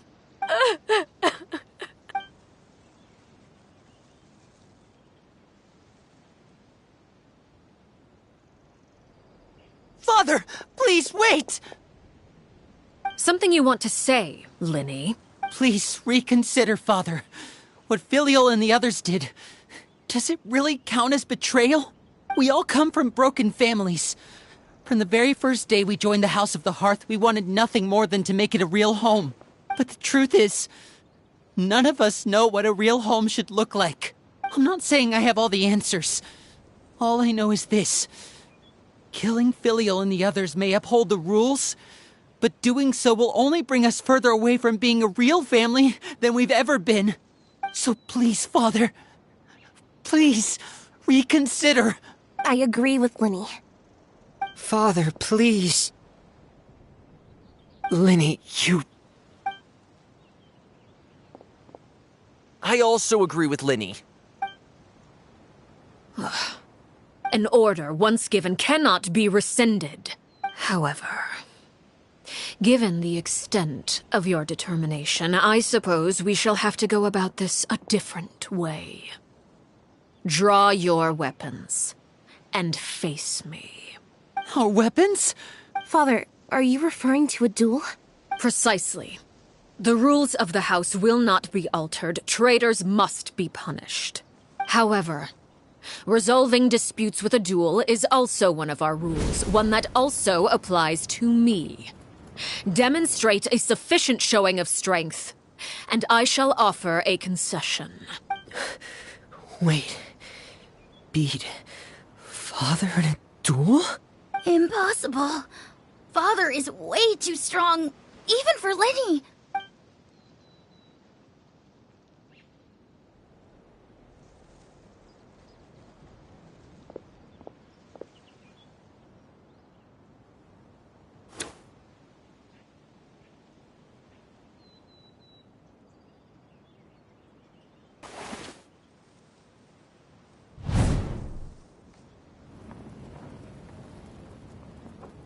Did you hear that, Traveler? Lenny and the others have to duel the knave. What should we do? Can they really win something like that? If they lose, those people from the house are really gonna be executed. Hey, are you listening? Don't you want to say a proper goodbye at least? Anger makes you impulsive. Sorrow causes you to waver.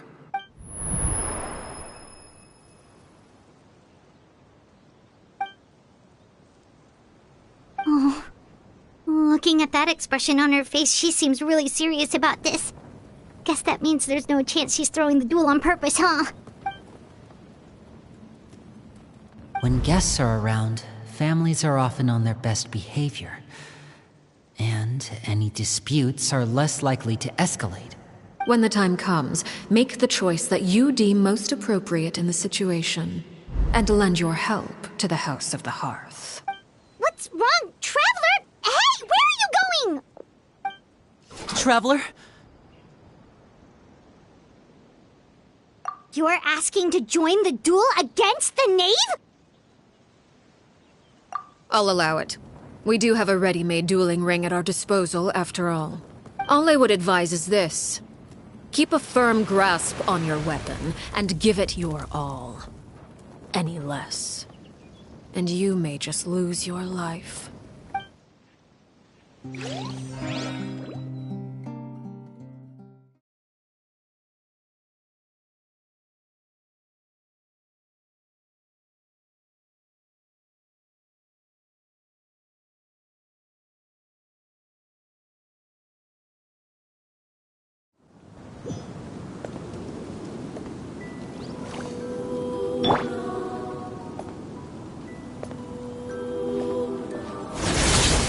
Not now. Oh, so sorry. Teamwork is dreamwork.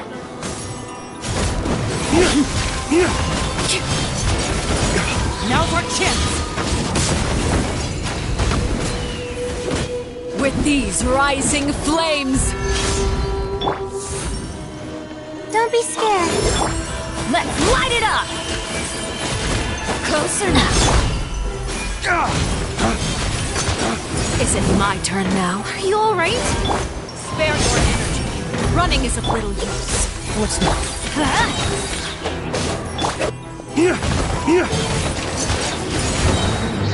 This moment will be frozen in time. My guiding stars. Stars, shine for me. I'm going in. Dodge! Break! With these rising flames!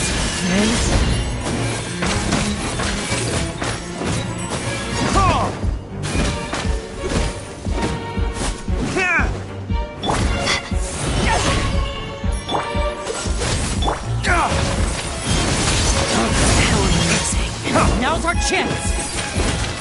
With these rising flames! The night is cold. Cool it!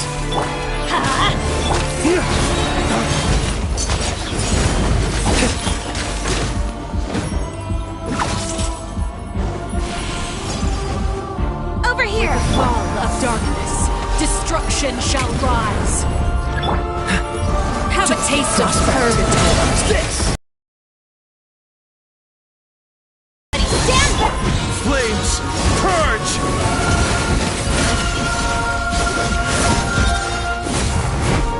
Out! Spare your energy. Running is of little use. Cool it! Don't be scared. Is it my turn now? Now's our chance!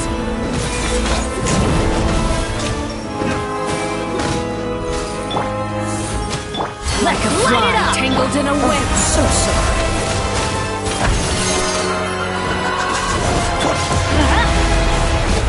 With these rising flames! My grandfather's even stronger than I expected.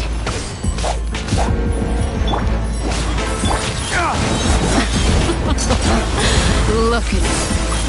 Trapped like a bunch of helpless animals. Stars, shine. Have a taste of purgatory. Look out! Is it my turn now?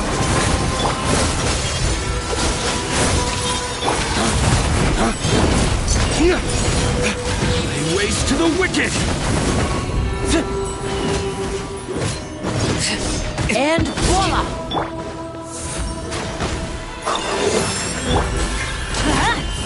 Adventure time.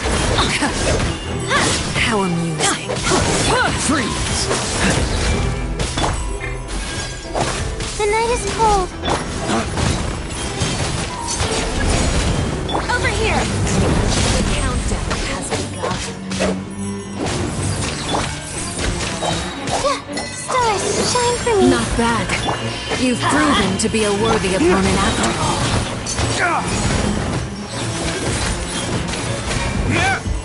Not bad. You've proven to be a worthy opponent after all. My guiding stars.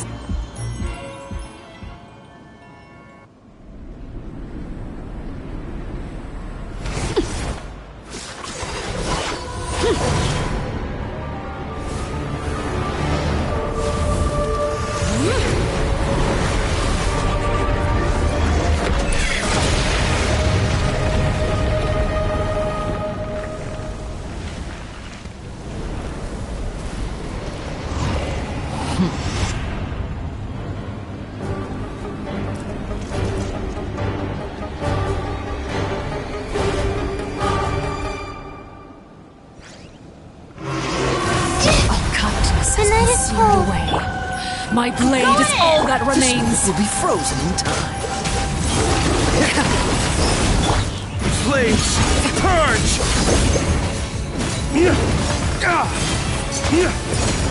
Now's our chance! Over here!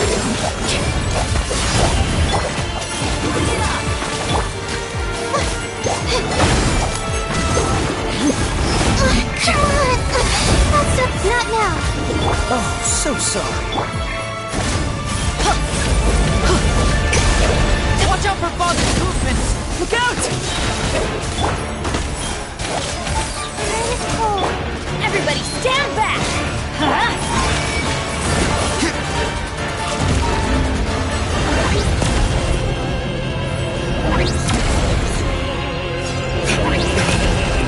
Now's our chance! Over here!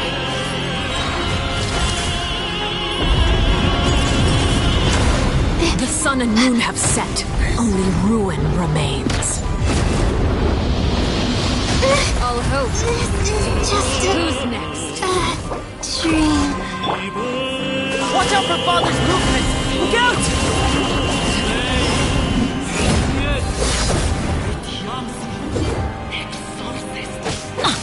Let's light it up! Yeah! The night is cold. Dodge this! Now's our chance!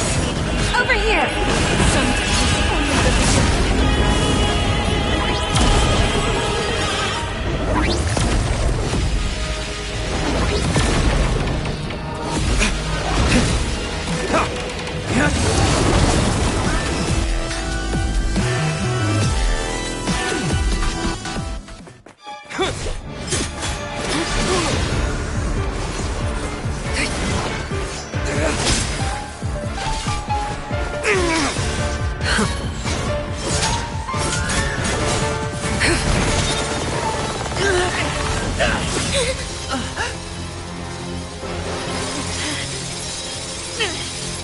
You should know better than to crowd in one place.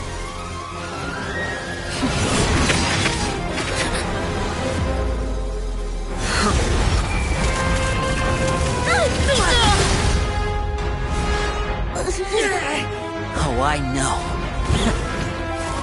Now! I'm sorry, Father!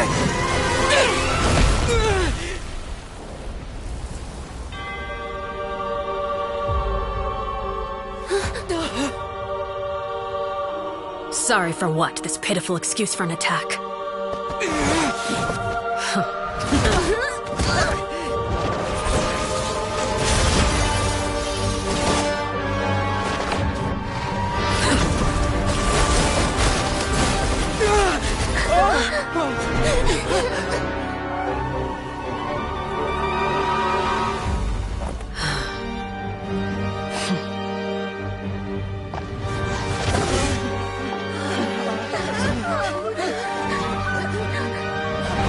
Father, no!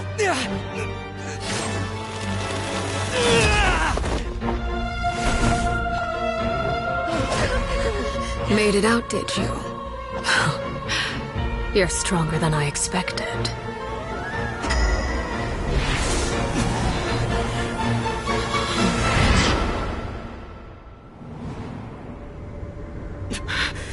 A crimson moon? I can't move.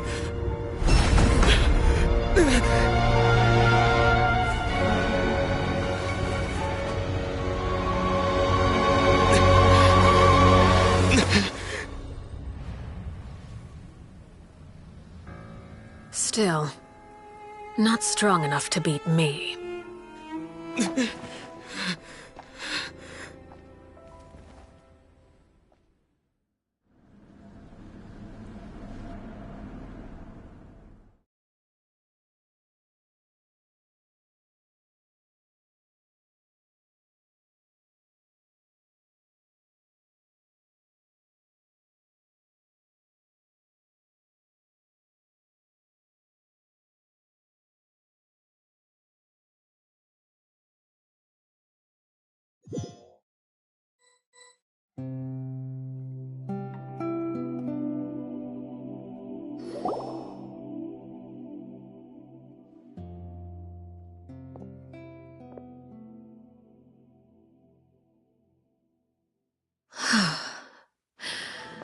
I believe we can end things here. It's not often that we get to enjoy the company of guests, after all. We wouldn't want things to get too out of hand. Brother, are you all right? Lenny. Given that I am the victor of this duel, as agreed, the punishment stands. No! I never thought things would end like this. However, everyone involved in the duel demonstrated a remarkable level of strength and determination. In light of this, I'm prepared to change the method of execution. Elwar, the bottled flames I gave you for safekeeping. Do you still have them? Yes? I wasn't sure what they were for, but I've kept them super safe. I didn't lose a single one. Wonderful. Then, in just a moment, I'll have you administer them. Bottled flames? Indeed. They're the product of a secret experiment. Under certain special circumstances, flames can be extracted from my person and preserved. Once ingested, searing pain will spread across every inch of your body.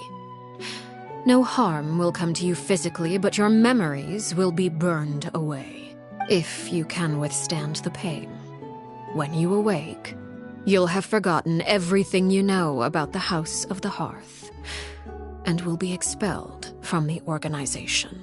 In other words, administering this concoction will kill the version of you that grew up in the house, and give you a new identity.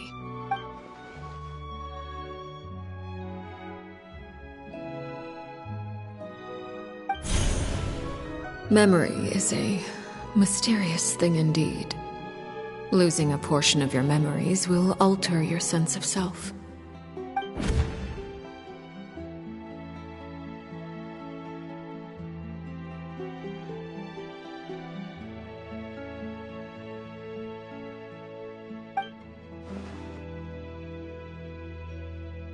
So, you're just letting us go, Father?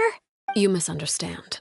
Memories are extremely important. Once consumed by flame, the version of you standing before me will die, and our secrets will die with you. So no, I don't intend to just let you go, because the person who survives will be nothing but a stranger. Even so, I won't have to live in fear anymore. I'm sorry, Father. I'm sorry I let you down. But I really... Don't cry, Filial. You haven't left the house yet, so there are still rules to be followed, yes? Remember what I taught you. Anger makes you impulsive, sorrow causes you to waver. Don't let yourself be controlled by your emotions. Of course. I'll remember. Dry your tears, and go pursue the life you really want. Yes, Father. Chaplot, Foltz, Elwar, take them back to Poisson. And bring Lenny and the others as well. I prepared 3 extra vials of bottled flames. As for whether to take them, the choice is yours. Goodbye, children. The next time we meet, I will no longer be your father. Thank you for all you've done for the house. I hope you have bright futures ahead of you.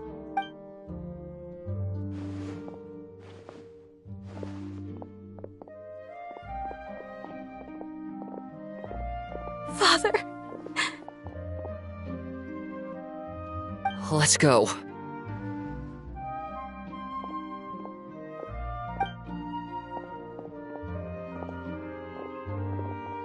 Here, grab my arm, Lenny. I'll help you walk back. Thank you.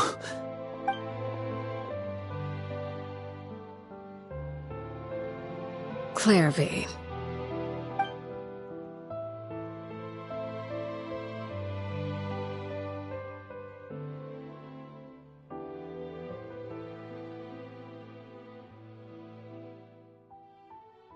Can we talk now?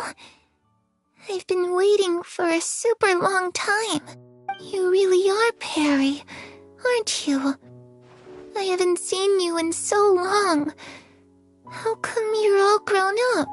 Wait, did I somehow travel to the future on accident? Or am I dreaming? What a long dream. Neither. You died, Clairvy.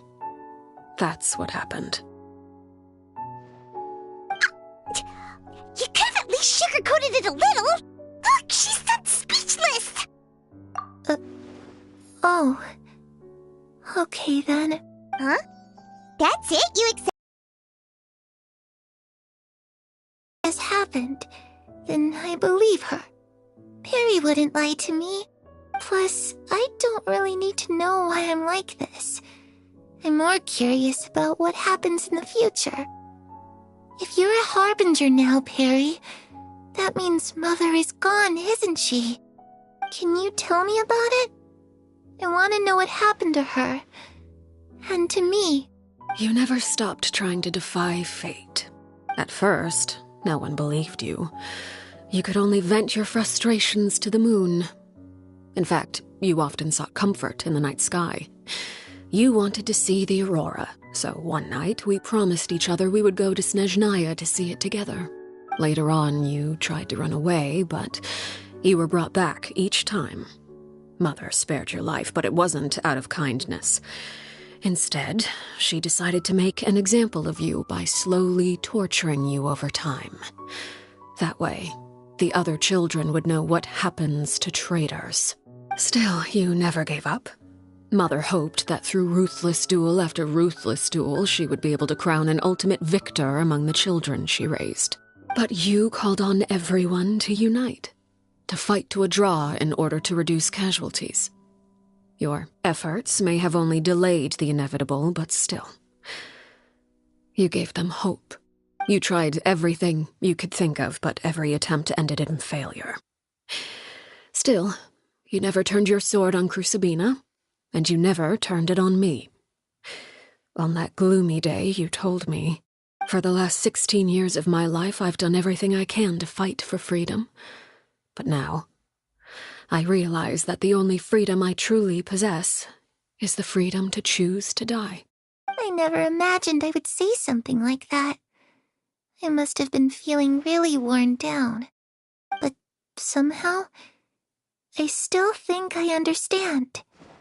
According to Mother's plan, only one of us was going to make it until the end. And I always hoped that person would be you. If I could do it all over again, I still don't think I would make a different choice. Even when I first met you, I knew you'd be able to do what I couldn't. Is that so? Even now, I'm not sure I truly understand what kind of freedom you are trying to pursue. But as the head of the House of the Hearth and as the children's father, I've tried to give them the most basic of freedoms. The freedom to choose their own fate. It's something I discussed with the Iudex of Fontaine. The children who want to leave the house will have their memories wiped clean of all secrets pertaining to the organization. In return, they will be allowed to live a normal life in Fontaine without being prosecuted for their past. Of course, I won't simply hand freedom to them on a silver platter. They have to fight for it and prove themselves worthy of it.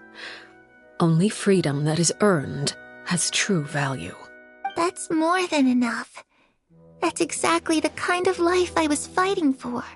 You know, Perry, I think you're a pretty amazing king, and a really great father, too.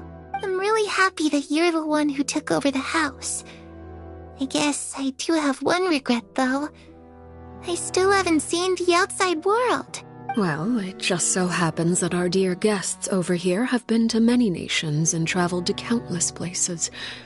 Perhaps they would be willing to tell you what the outside world is like. Really?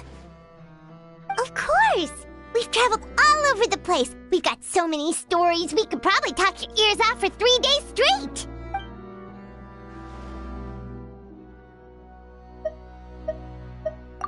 I was always too afraid to skip Mother's fighting lessons. But at the academia, I bet you could do all sorts of secret things in class. Things that have nothing to do with studying. I'm just kidding. Being able to study whatever you want without having to fear for your life actually sounds pretty great.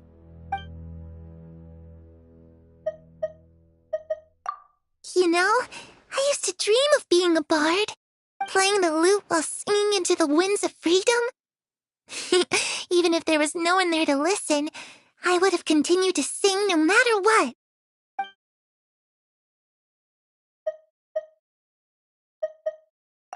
Ah, that's where Mora comes from. I never knew that before. If I had some Mora, I would buy 3 new dresses. One for me, one for Perry, and one for Mother. It's just too bad Perry doesn't like wearing dresses. And Mother, well, she probably wouldn't accept something like that either. I guess I'd just have to keep them all for me then. I could wear a different one every day. Those yokai you mentioned, what do they look like? I once saw a drawing of this one guy with horns on his head and a super scary face. Are there any yokai like that? Oh, sounds like you're talking about an Oni. Yep, we've met one, and let Paimon tell you, they're not nearly as scary as they look.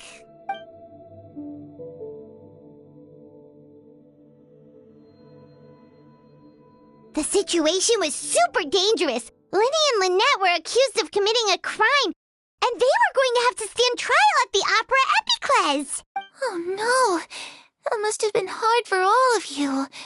What happened next? Don't worry, we were able to turn the situation around super quickly, all thanks to Detective Paimon, of course. How'd you do that? Come on, tell me. Okay, so it was like this. After the failed magic show, we rushed to the scene and...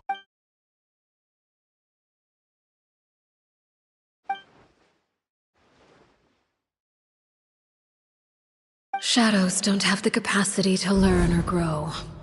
Any new information they encounter is quickly forgotten over time.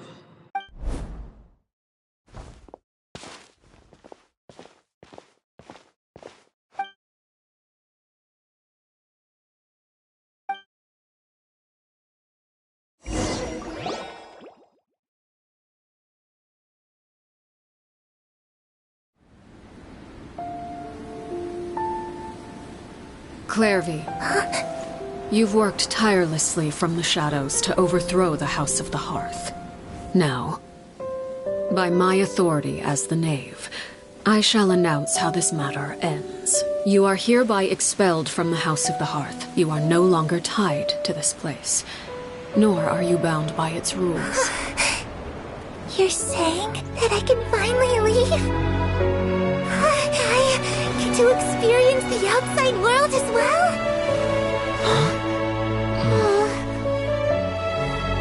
Oh, I almost forgot. There's no getting older for me.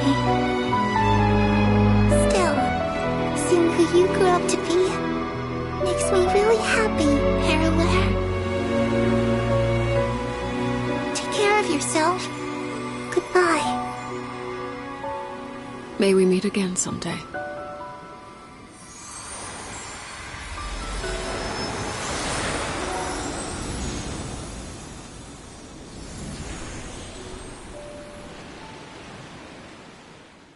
Clairvy. She left so soon. Paimon didn't even get to finish her story. I also have certain sentiments left unsaid. I wanted to tell her that the aurora I saw in Snezhnaya was just as beautiful as the ones in the pictures. But a shadow's memories reset at dawn. Had we delayed any longer, we wouldn't have had the time to say goodbye. Whatever regrets may linger, let them be lost to the coming of a new day. Father? It's Linny! Hey, Linny!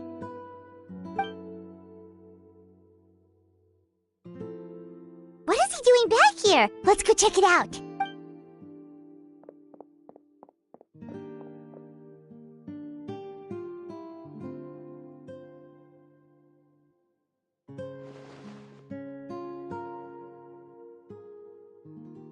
Father, the bottled flames have been administered. Filio and the others have left the house. And you? What have you decided? Thank you for giving us that choice, Father. But we never wanted to leave the house. It's the only home we've ever known.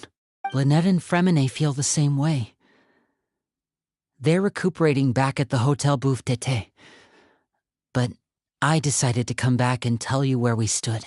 I'm sure you're well aware of the expectations I have for you. I want you to follow in my footsteps and become the next king of the house.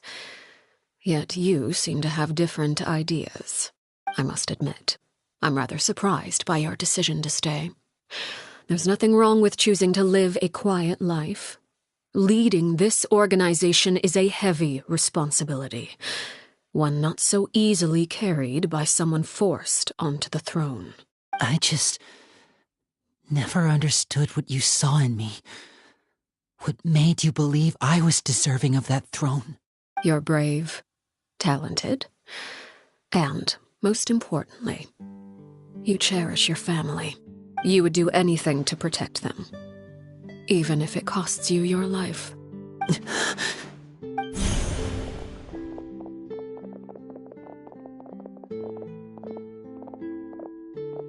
Speaking up back there was so brave of you, Linny.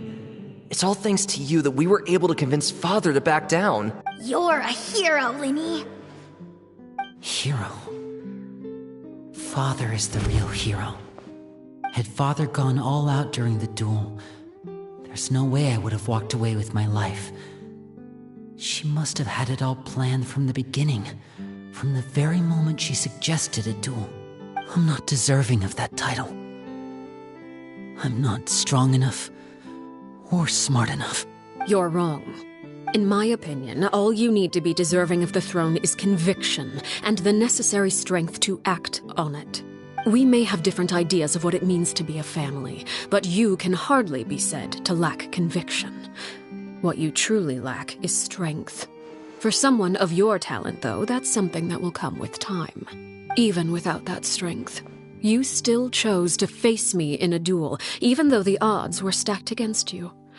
That capacity to honor your convictions is what I truly see in you. Father. No one knows what the future holds, what tragedy or triumph may be in store. Being at the head of this organization requires the strength of will to face whatever comes. Caution will only hold you back. If reaching a certain standard were required to go after what you want, I would never have succeeded in killing my predecessor.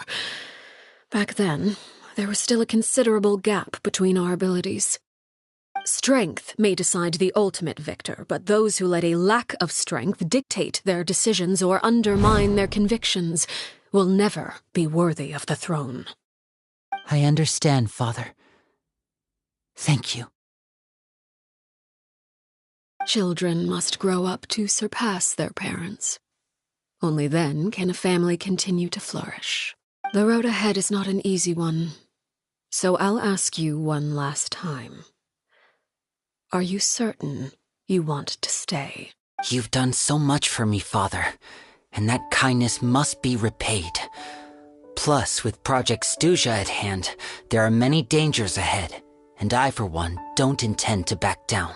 Protecting my family at all costs. That's my conviction. Then you're welcome to stay. As for Project Stuja, you need not be too concerned. If those cowardly businessmen and heartless dignitaries try to take us down, I'm prepared to teach them a lesson. Having members who longed for the light was our organization's last weakness. With those members no longer among our ranks, the House of the Hearth is like a spider hiding in the shadows. We need only wait for our prey to come to us. At present, our imperative is to use their plan to our advantage. In doing so, a crimson moon shall rise amid the frigid blizzards of winter. No demonstration of loyalty shall go unrewarded, and no sacrifice shall be in vain. As for the two of you, whether we meet again as friend or foe, I'll remember the camaraderie we shared in this moment. No matter how arduous the journey ahead, I hope we both reach our desired destination.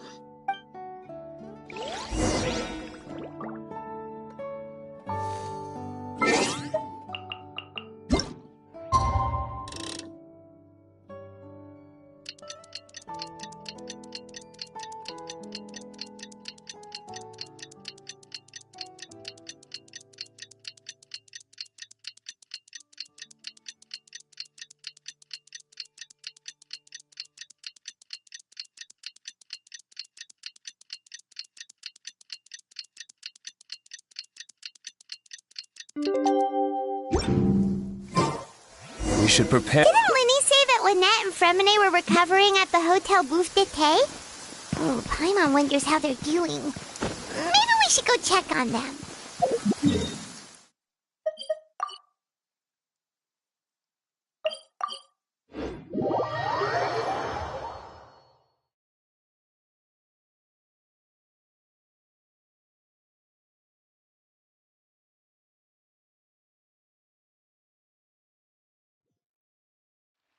Listen, as long as you stick to your own path, it doesn't matter what Mother Nature throws at you.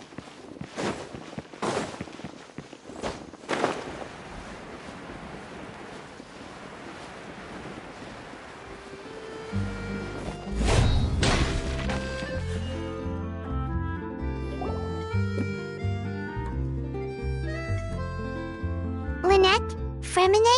How are you feeling? Much better. Whew, what a relief! What about you? Are you feeling alright? I knew you'd come out unscathed. Us, on the other hand, well, we've been bedridden for 2 days. I couldn't even turn over. Oh, and I wanted to ask, is Clairvy gone? Linny and the other members have left Poisson and returned to the House of the Hearth. According to him, there haven't been any more sightings of a spirit roaming the house. I see. I'm glad. Father came to check up on us 2 days ago and told us about what happened with Crusabina and Clairvy. Actually, I've met Crusabina before. Wait, what? You've met the former knave? Crusabina died a year after Clairvy. It was during the year between their deaths that I joined the House of the Hearth. Crusabina had an extremely cruel and radical way of doing things. While she was alive, the atmosphere in the house was suffocating.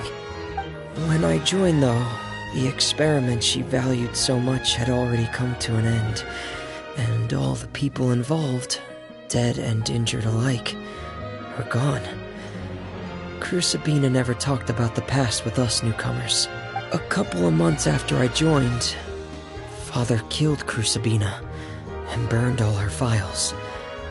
With that, the names of all the people subjected to her experiments, Clairvy included, were lost to the flames, along with the painful memories they represented.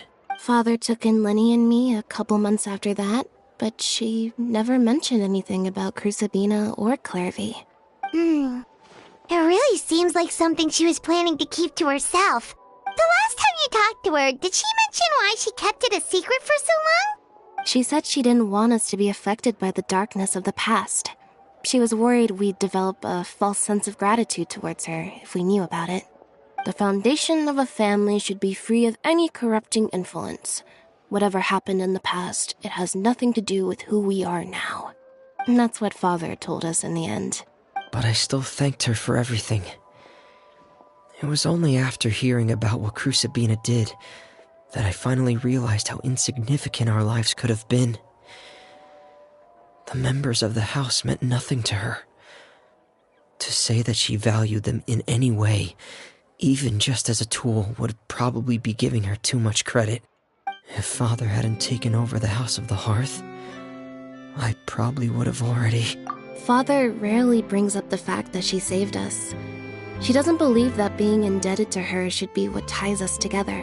But even if we didn't owe her anything, we would still choose to stay. Because this is our home. We may have arguments or times when we feel wronged. Some people may even choose to leave. But as long as Father is here, we will always have a home. Whether the path before us is bathed in sunlight or shrouded in shadow, we'll follow Father wherever she chooses to go. So I wanted to say thank you for helping us make it through this crisis. Without your help, we could have lost a lot more along the way. Oh, we didn't do anything, really. Of course. You're welcome anytime. Are Filial and Nantoy okay? I actually saw them at a cafe this morning. They didn't recognize me. From what I could tell, they were drinking coffee and talking about one of the operas that started running recently. They seemed happy. If I had to take a guess, I would say they finally found the kind of life they always wished for.